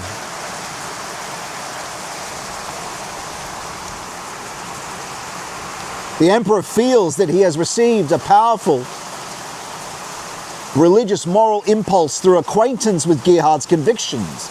The emperor feels that he has received a powerful religious moral impulse through acquaintance with Gerhard's convictions. And may I just interject there that that's what happens with the apostles, with the saints. And that's possible as you move towards the Lord, that the Spirit flows through you and hopefully helps with the free will of the person listening to impel them and grant courage and grant impetus towards the practices and the life towards Christ themselves. But I'll go on. The story which I have outlined here, in order not to merely mention by name something less known, clearly shows one aspect of the mentality of the age preceding the birth of this consciousness soul and human evolution, this materialist soul, this very clear, separate intellectual view of the physical world, and that's all you see only. That's the consciousness soul. This rendered by will, extended into the physical world, is what renders it only able to see this physical world. That's the consciousness soul. Whoever feels this spirit of this story as related by von Ems can also sense how experience of the earthly world has changed since when Emperor Otto lived. And that's kind of what I just mentioned, is that people aren't impelled anymore from the right places. One sees how in the consciousness soul age, this modern age, the world has become a certain sense clear to the human mind as far as understanding of physical being and becoming is concerned. Gerhard navigates with his ship in a virtual fog. He only knows a small piece of the world with which he wants to come into contact. In Cologne, one has no knowledge of what is happening in England, and it takes years to find a man who lives in Cologne. One comes to know the life and property of a man such as the one Gerhard encountered on his trip home only when he is directly brought by destiny to the corresponding location.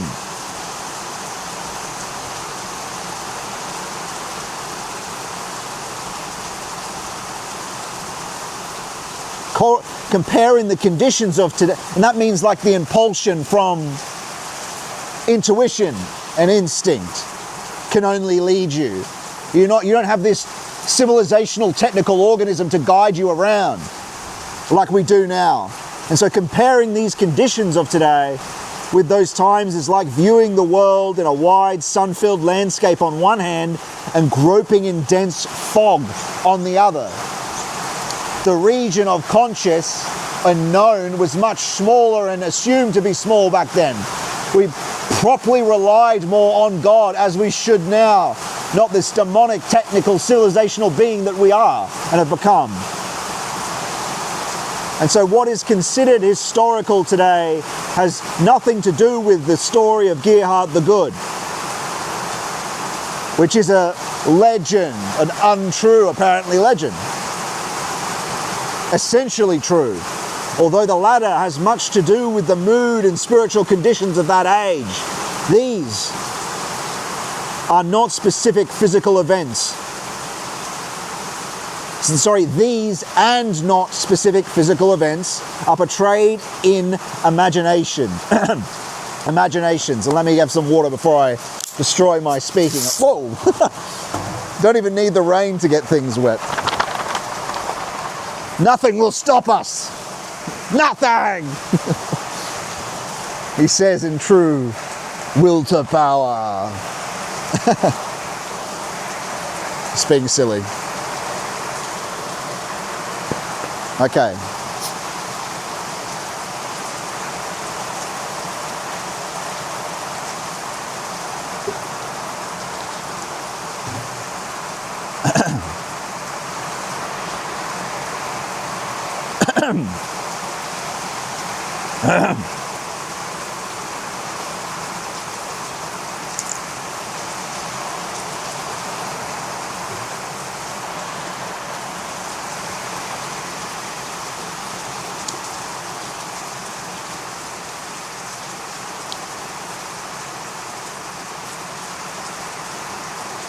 Are portrayed in imaginations. In this portrayal,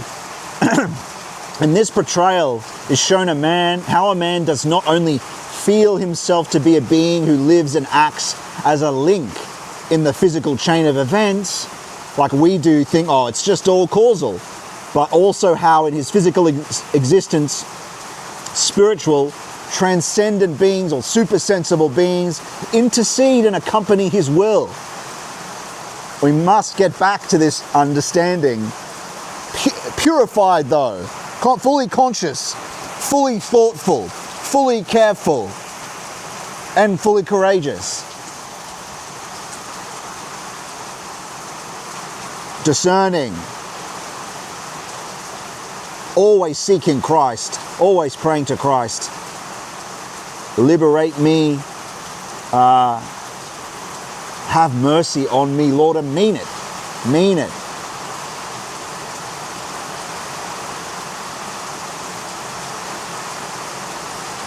And so, but also how in his physical existence the supersensible beings intercede and accompany his will. The story of Gerhard the Good shows how man's view of the physical world through a glass darkly, which preceded the consciousness soul age, oriented his gaze towards the spiritual world. Let's hear that again.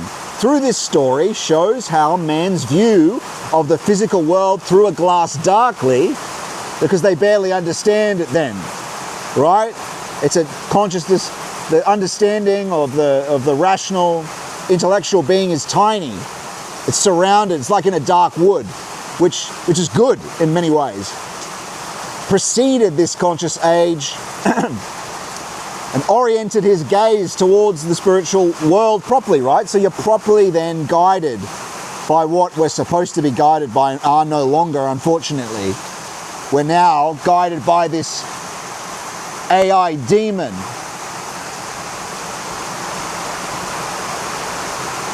Prison.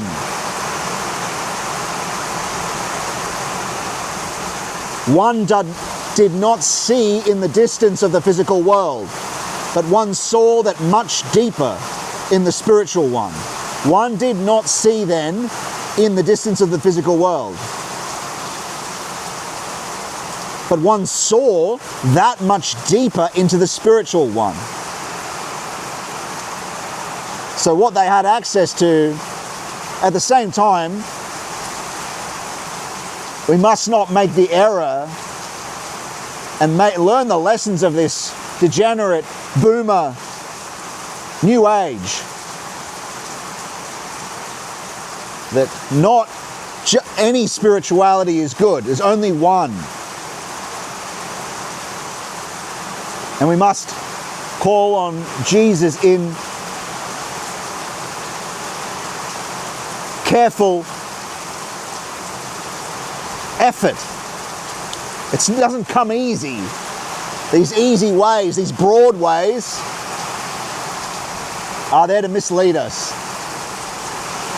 But although a dim, dreamlike clairvoyance once showed humanity the spiritual world, it was no longer the case in that age. The imaginations were there, but they appeared in minds already strongly tending towards the theoretical. So even then, in this legendary story, they were only images. They're not led by impulse or divine or angels, let's say.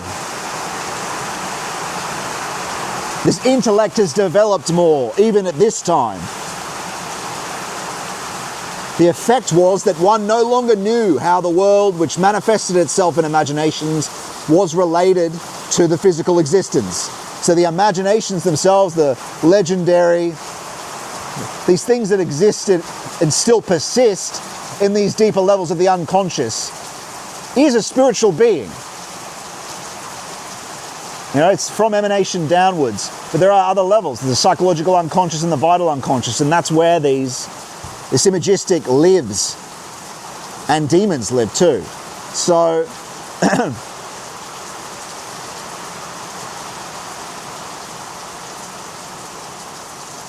they don't know at that point how the spirit relates to the physical. They're sort of separate, but they have access to it.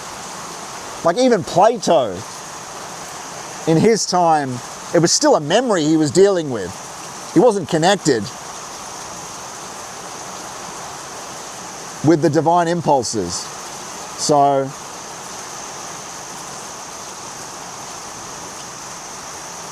therefore the imaginations now appeared to intellectual types who considered them to be arbitrary fictions devoid of reality. And that's how, you know, before Pajot, initiates like Steiner are already talking about this stuff. These fictions, they're not fictions, they're spiritual truths.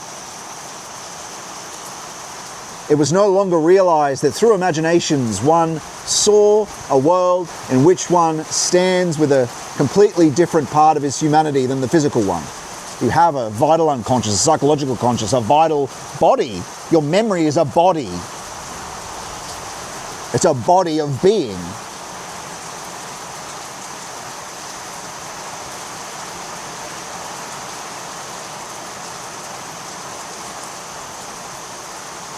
It was no longer realized that through imaginations one saw a world in which one stands with a completely different part of his humanity than the physical one. Thus, in this story, both worlds stand side by side, and due to the way it is told, both worlds are characterized as if the spiritual events could have been as perceptible as the physical ones. Furthermore, in many such stories, physical events were jumbled together.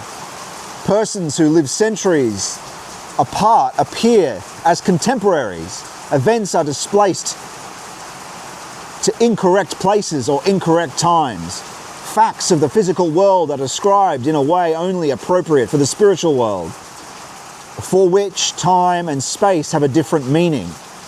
The physical world is described in imaginations instead of thoughts. Therewith, the spiritual world is interwoven into the story, as though it did not relate to a different state of being, or a vertical state of being, but to a continuation of physical facts, or the horizontal. Sticking, that doesn't mean the horizontal isn't at some point generated by the spirit, it is.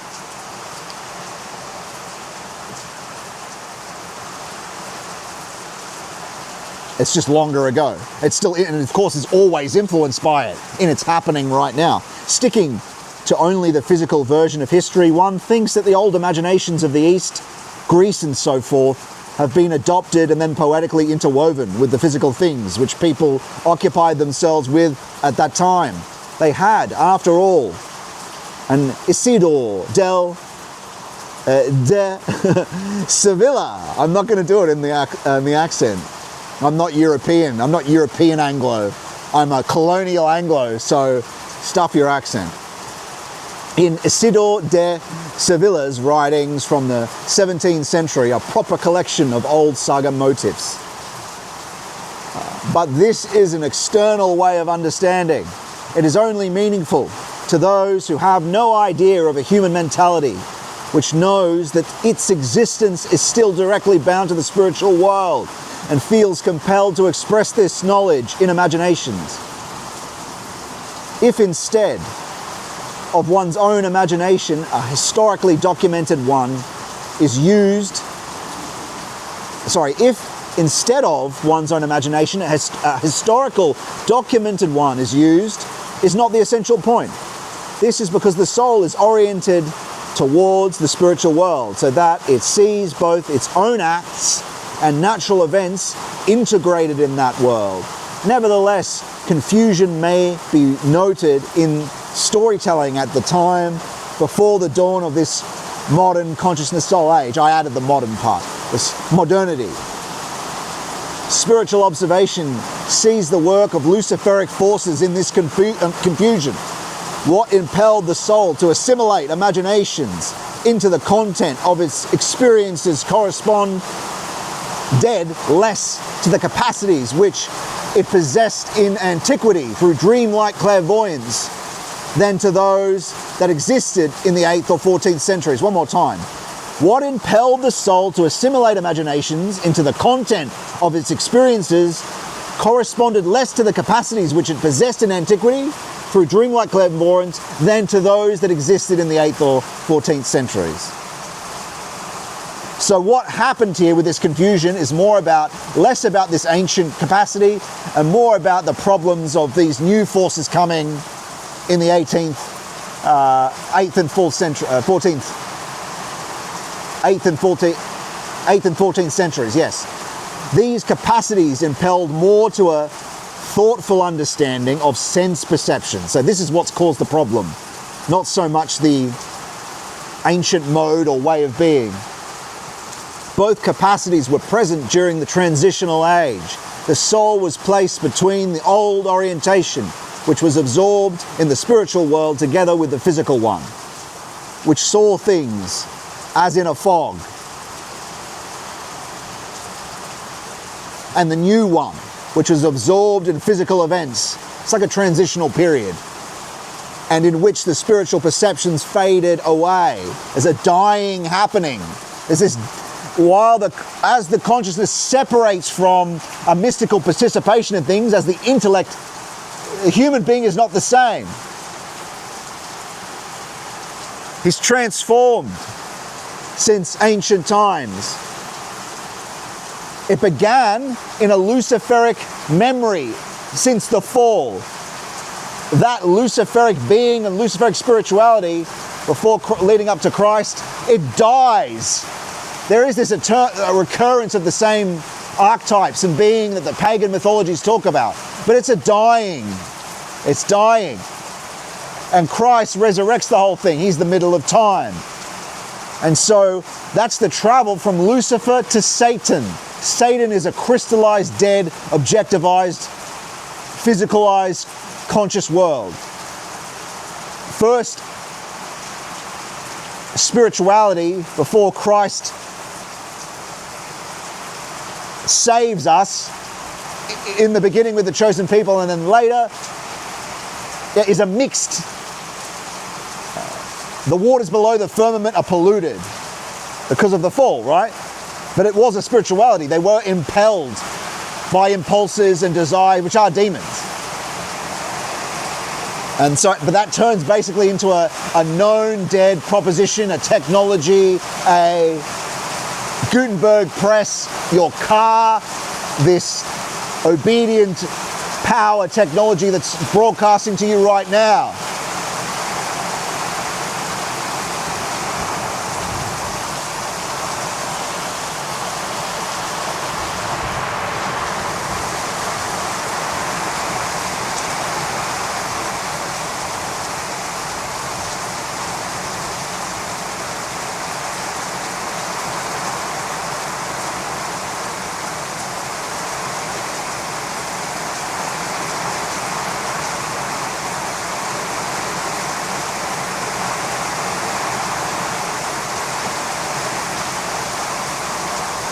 Yeah, most people have trouble watching. That's, so be it. It's for the people that the Lord intends it to be for.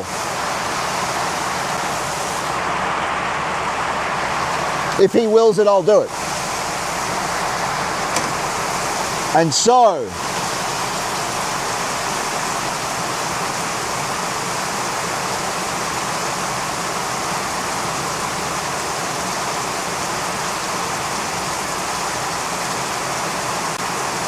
those spiritual perceptions faded away and crystallized. Luciferic forces intruded in this oscillating equilibrium of the human soul. They wish to hinder man's finding full orientation in the physical world. Because that's what Lucifer does. He wants man, like in Eastern spirituality we see, man is impelled to abandon his first love, which is Christ, and his mission here. Christ has sanctified human life. It's not an illusion. But the Easterner seeks to flee it, like the serpent. That's Lucifer. He provokes people to flee the physical world rather than endure it and ennoble themselves in Christ. And so, they wish to hinder man finding full orientation in the physical world. Satan, on the other hand, wants man to completely abandon the spirit and see only will to power and desires of the world.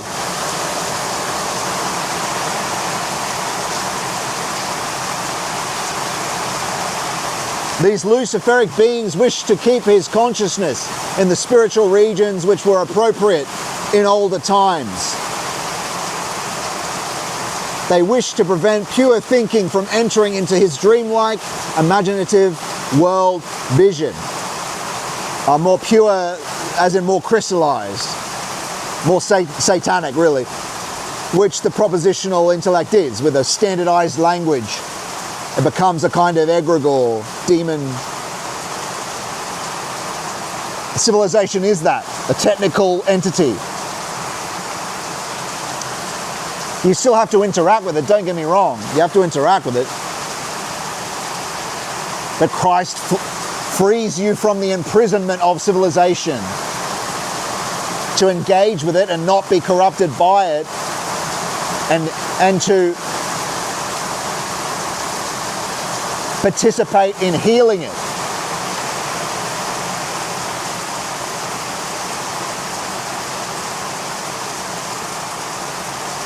They may have been able to prevent his ability to perceive the physical world correctly.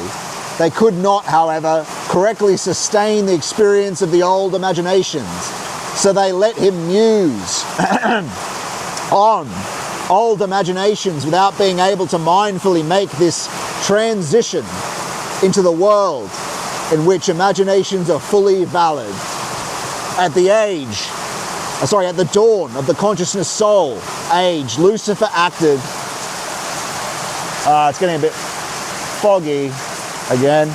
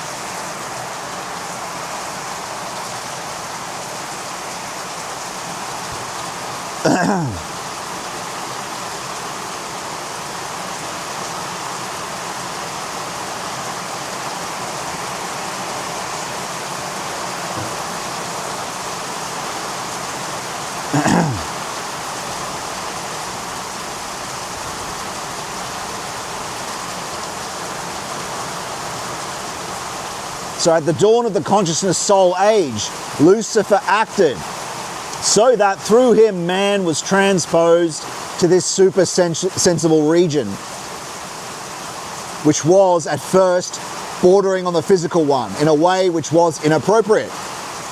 I mean, that's an understatement because it's false spirituality, right? It's a projection. That's what he wants. He wants people to be like the charismatic movement, to be lured into a false spirituality that just comforts, but it's untrue. It has some truth in it, but it's ultimately untrue.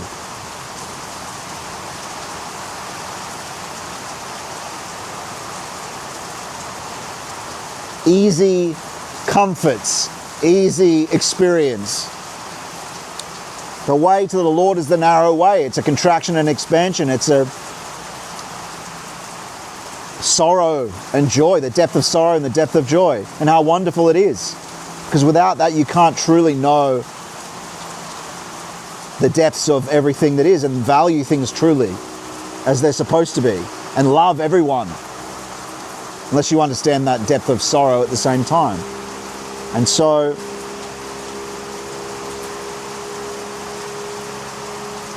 this can clearly be seen in the saga of Herzog Duke Ernst, which was one of the most popular tales during the Middle Ages and was told everywhere. Herzog Ernst comes into conflict with the emperor, who unjustly wants to ruin him by means of war. In order to avoid this impossible situation, he takes part in the crusade to the Orient. In the adventures which he experiences on the journey to his goal, the physical is interwoven with the spiritual. Saga-like is the already mentioned manner in which this stuff is displayed in this period. For example, on the way, the Duke encounters a people whose heads are shaped like cranes. He is shipwrecked on the Magnet Mountain, the ship being attracted by its magnetic power. Oh, there, our voice can now be lowered a bit to a normal level. Good thing I've got a lot of experience of speaking out loud from all these live streams, so that people who come close to the mountain can never get away and die a wretched death. Herzog Ernst and his people escape by sewing themselves into skins, then letting themselves be carried to another mountain by griffins, which are accustomed to scavenge for people wrecked on the Magnet Mountain. They then cut themselves out of the skins, and when the griffins aren't around and escape, then their journey takes them to a land of people whose ears are so long that they can cover their entire bodies with them like clothing, to another people whose feet are so large that they can lie on their backs when it rains and use them as umbrellas. They come to a country of dwarves, of giants, and so on. Such things were told about Herzog Ernst's crusade journey. Sagas do not allow a correct feeling of how, wherever imaginations enter the scene, an orientation towards the spiritual world occurs, where things are described through pictures which take place in the psychological world and relate to the human will and destiny. And it is, which is a spirit, when I say psychological, that means a kind of below emanation, like a lower spiritual world, which he calls the astral, but it's better called the psychological world. And it is also the case that the beautiful Roland saga, in which Charlemagne's great march against the heathen in Spain is glamorized to the extent that in order for... Well, let me read that part again in terms of the will. So look, the sagas do not allow these kinds of sagas don't allow a correct feeling of how the imaginations, which are impulsions, which are beings, enter the scene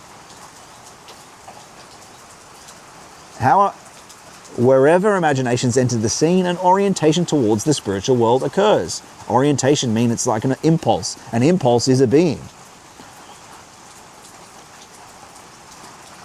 Where things are described through pictures which take place in the psychological world or the unconscious world and relate to human will and destiny. And when you say will and destiny, it means there's a push happening from the spiritual world. There's spiritual beings ingressing in that part of the tale, and that's not really understood.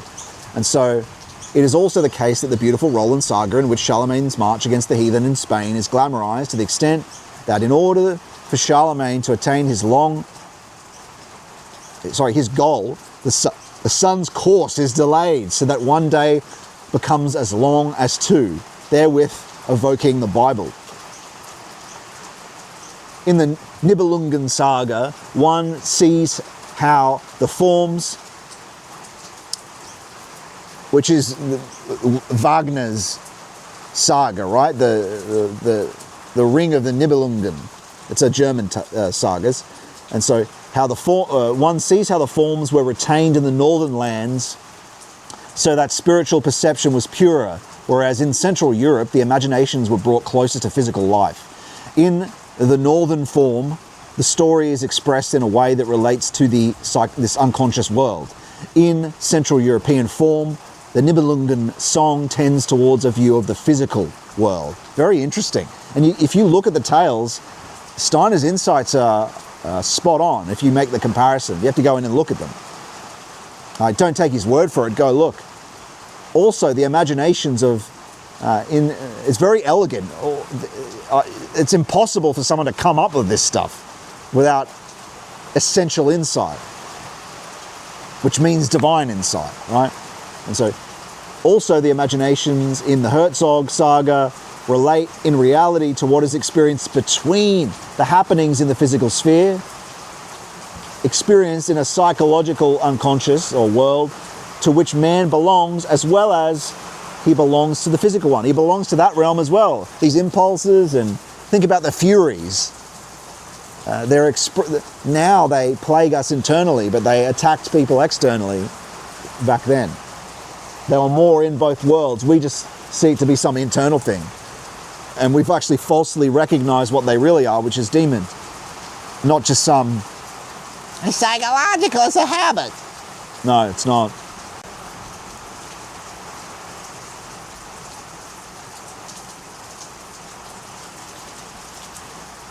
And so, observing all this with spiritual vision, one sees how entering into the consciousness soul age entails emerging from an evolutionary phase in which the luciferic forces would have prevailed over humanity in the consciousness soul, with its strength of intellectuality, had not introduced a new evolutionary impulse into humanity. Had there not been an impulse for this intellectuality, that kind of dream-like, dream-time, primitive, clairvoyant, you could almost call it half-spirit, would have taken over.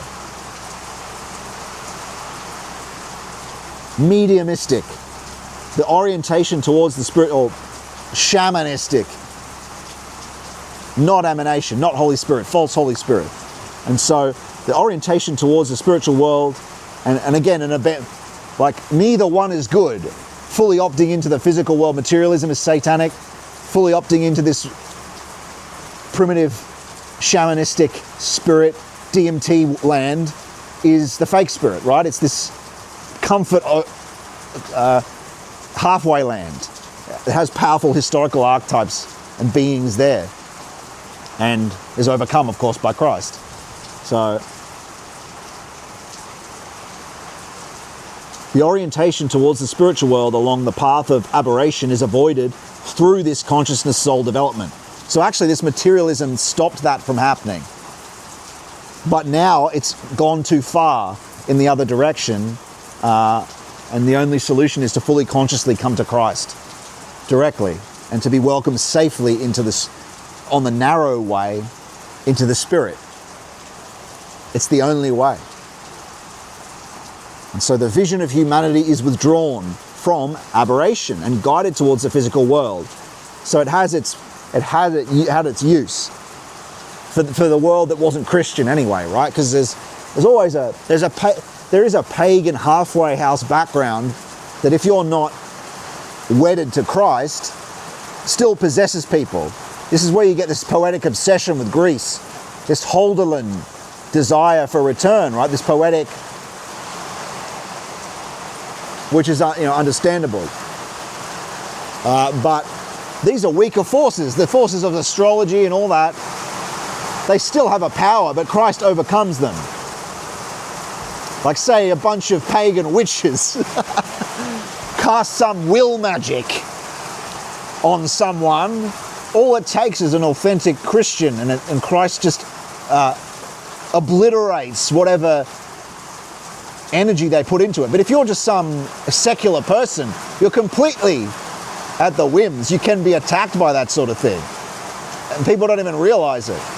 But a Christian loving heart, it's very simple for that to be overcome. Christ protects you. His angels protect you. They can't do anything. But if you're secular, you don't have that type of protection. In fact, you're probably already possessed right now without realizing it. Yeah, I shouldn't laugh.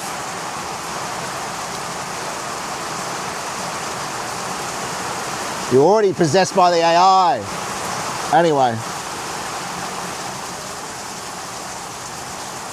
And so in a sense that modernity shields humanity from the aberrations of those luciferic forces. And what's happening now, post-modernity, and this semblance factory and AI is abstracting so far that it's actually dissolving back in a luciferic direction. This is Easternism. This is the summer of love. This is AI. This is delusional schizophrenia. And the only protection, this rationality of the Spurg scientific mode and the post-World War II narrative, they're all failing, right? This liberalism, this Spurg vision, they can't resist the rise of the egregores, of the demons through technology and through acceleration. And so this is the coming flood. This deluge is a return of Lucifer. It's a return of, that's what the charismatic and fake spirituality. It's a return of the fake religion of the future, the Antichrist granting all these comforts for no effort, for no suffering. Suffering's good and balanced with salvation, right? It's part of salvation. Anyway, so from the spiritual world, and luckily, the true divine is there to protect us and save us and help us. Thank God for that.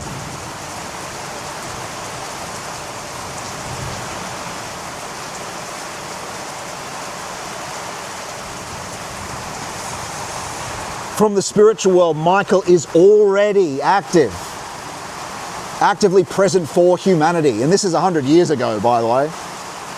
1924, a century ago. For the transcendent regions, or the supersensible regions, he prepares his latter work. He gives humanity impulses which retain the previous relation to the divine spiritual world, obviously in a purified way. Without this retention taking on a luciferic character, which he just says, makes the same point I just did. For in the last, it's Christ, it's authentic, it's emanation, it's uncreated, authentic spirit, the Holy Spirit. For in the last third of the 19th century, Michael pressed forward in the physical world itself with the activity that he had prepared in supersensible regions, or transcending. The supersensible is a bit of a dirty word now. Transcending the transcendent regions, or the deep unconscious, you could call it, from the 15th century until the 19th centuries. Humanity had to undergo for a while a spiritual development, freeing it from that relationship with the spiritual world, which threatened to become an impossible one. This provoking of Luciferic imagistic being. Thereupon this development was, that's me adding my aside, thereupon this development was guided through the Michael mission, or Michael's mission, because all angels have a mission, of course, along paths which brought the progress of earthly humanity back to a relationship with the spiritual world, which is beneficial to it, which can only be in and with Christ. Thus, that's me again, thus, in his activity, Michael stands between the Lucifer worldview and the satanic world intelligence. That's what we've been articulating, isn't it? And of course, Christ. With Michael, this worldview becomes a wisdom-filled world revelation, which reveals world intelligence as divine world action, not the satanic version, the essential version, divine wisdom. In this world action lives Christ's wish for humanity, that Michael's world revelation may be unveiled to the human heart. And that's done through the Jesus prayer. It's done through everything we talk about, to awaken the depths of the heart, for him to enter your heart.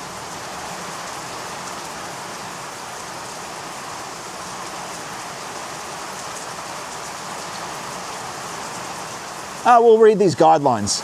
I was going to finish there, but so here are some guidelines relating to everything we just read. Further guidelines with reference to the previous first contemplation about Michael's preparations for his earth mission. 1, 2, 4. The dawn of the age of consciousness, the 15th century, in the twilight of the comprehension of the sentient soul age, or which is like a feeling soul age, which is related to this imagistic being, right? Was preceded by intense Luciferic activity, which still continues for a time in the new epoch as a holdover, like we've been describing. There's a holdover when the intellect starts becoming crystallized and we're more conscious, and a clear, defined, Aristotelian defined world where everything is clear cut emerges, right? But there's a middle period.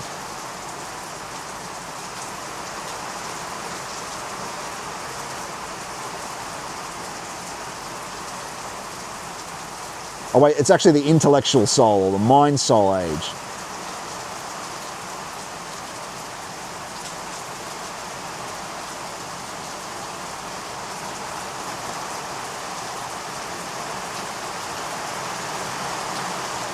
Well,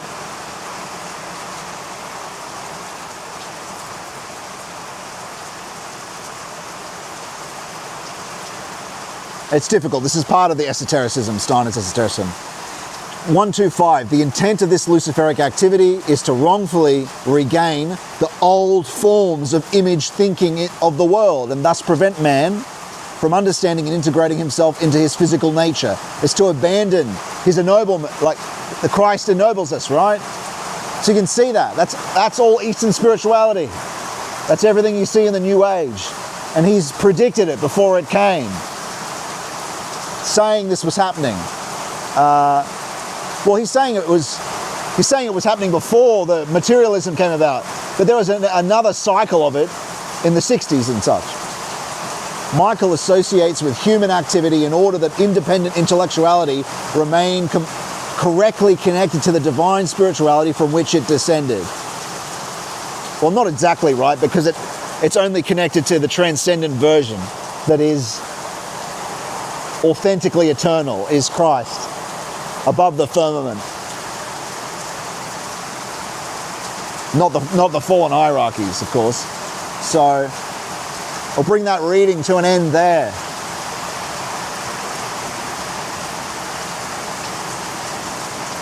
That was good.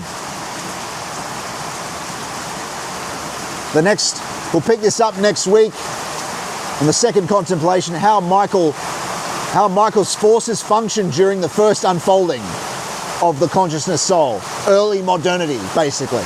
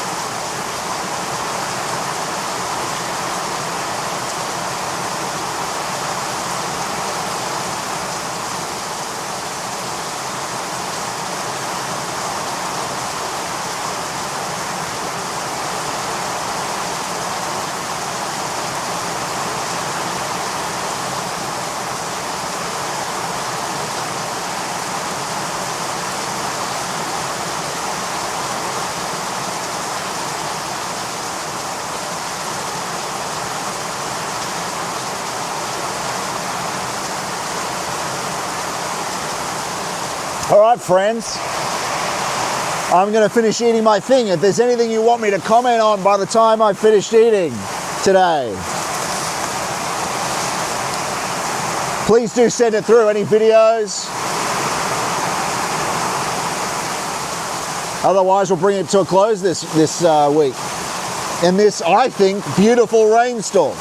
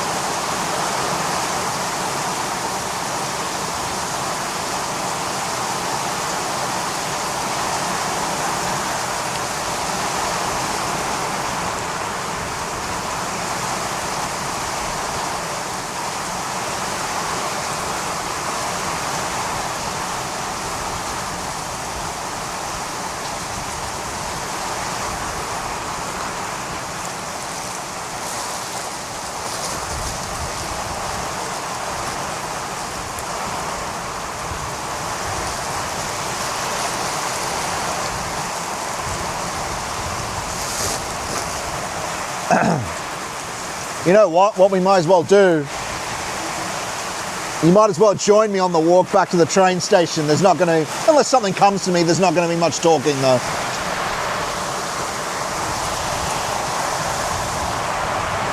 Here we go. Can't stay under here all day.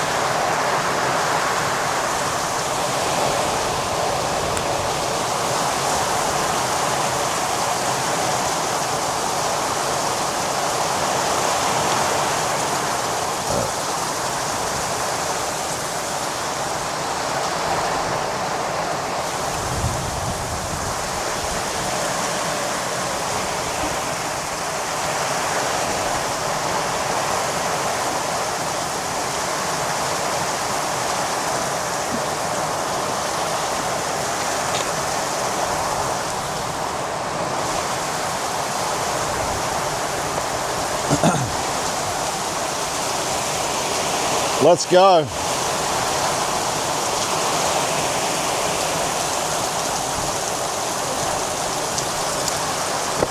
Whoops.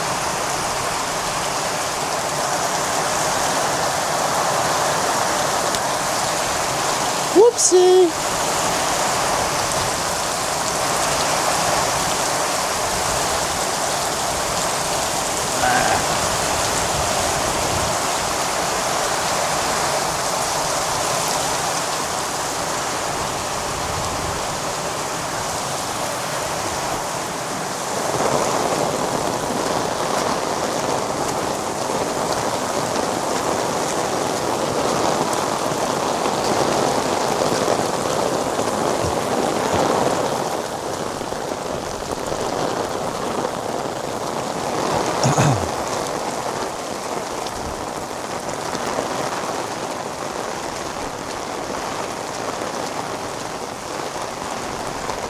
once you accept how soaked you are, it's actually quite, you know, it's quite nice.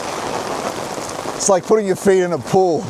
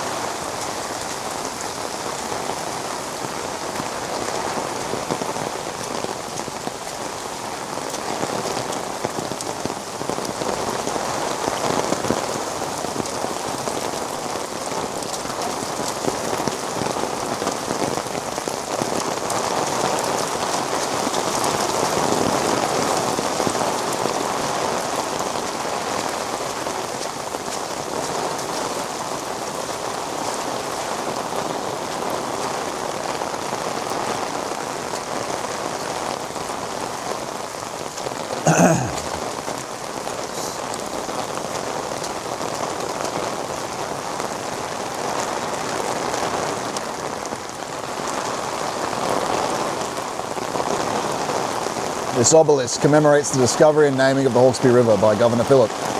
in 1789. That's a long time ago. That's early colony stuff.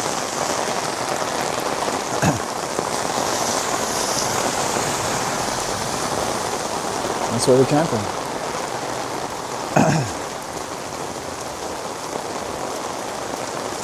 Ah, shit, maybe this train station's just not covered at all. I thought it had some covering on it.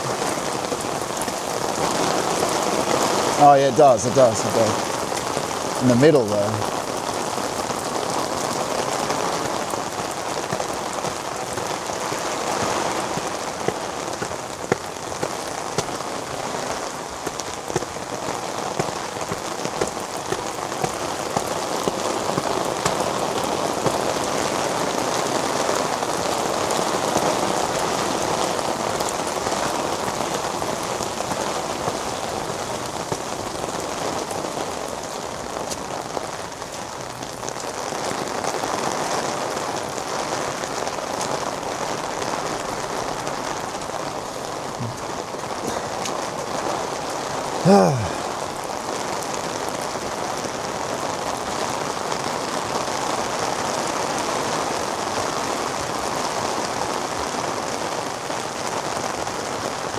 There's the old train station.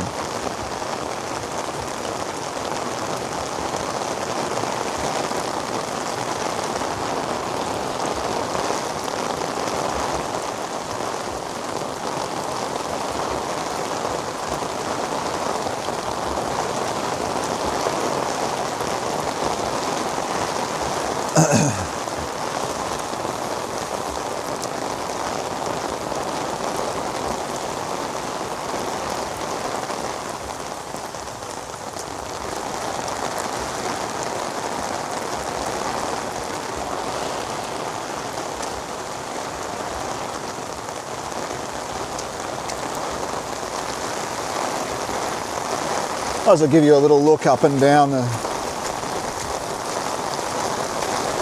Although there isn't much to see.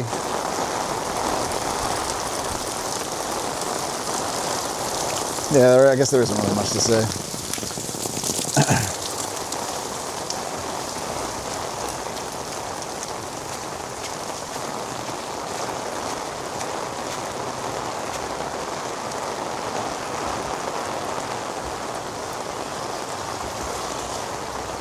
Well, and that's that, my friends. Put this away.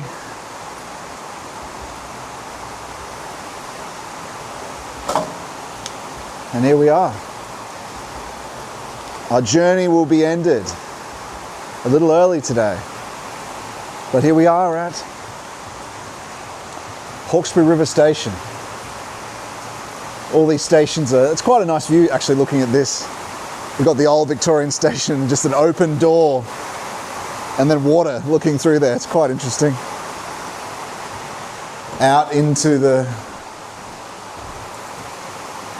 deluge in the river. But what a talk it's been. Here's the history of the region.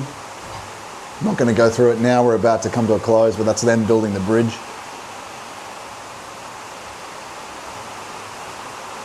First Hawkesbury River Rail Bridge. But I'm not going to go into it today, I'll just give you a little look at the station, and there's still operational in there. But that's going to be me signing off, friends. What a day it's been. I enjoyed that talk. I hope you did too. We're going to finish a bit early, but I had a lot of fun. I'll see you next week. Every Saturday at 12 p.m. Australian time. Go to scottmanion.com/fellowship to sign up, to join us on pilgrimages, to participate in our monthly talks, and later to participate in group broadcasts across all my channels in these discussions, going to the depths of things, going to the essence of things, hesychism, in this dark time of provoking and demons, AI,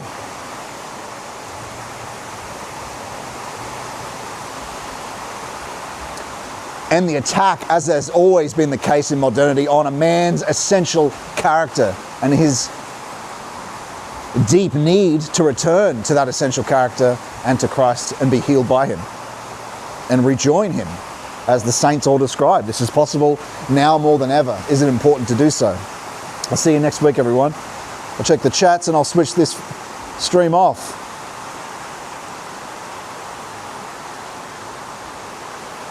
ZDMC, I see what you say there. The waters from heaven flowing down. May God bless you and everyone that watches. You too, my friend. God bless you and bless everyone who's watching. I'll see you next week. Pan off.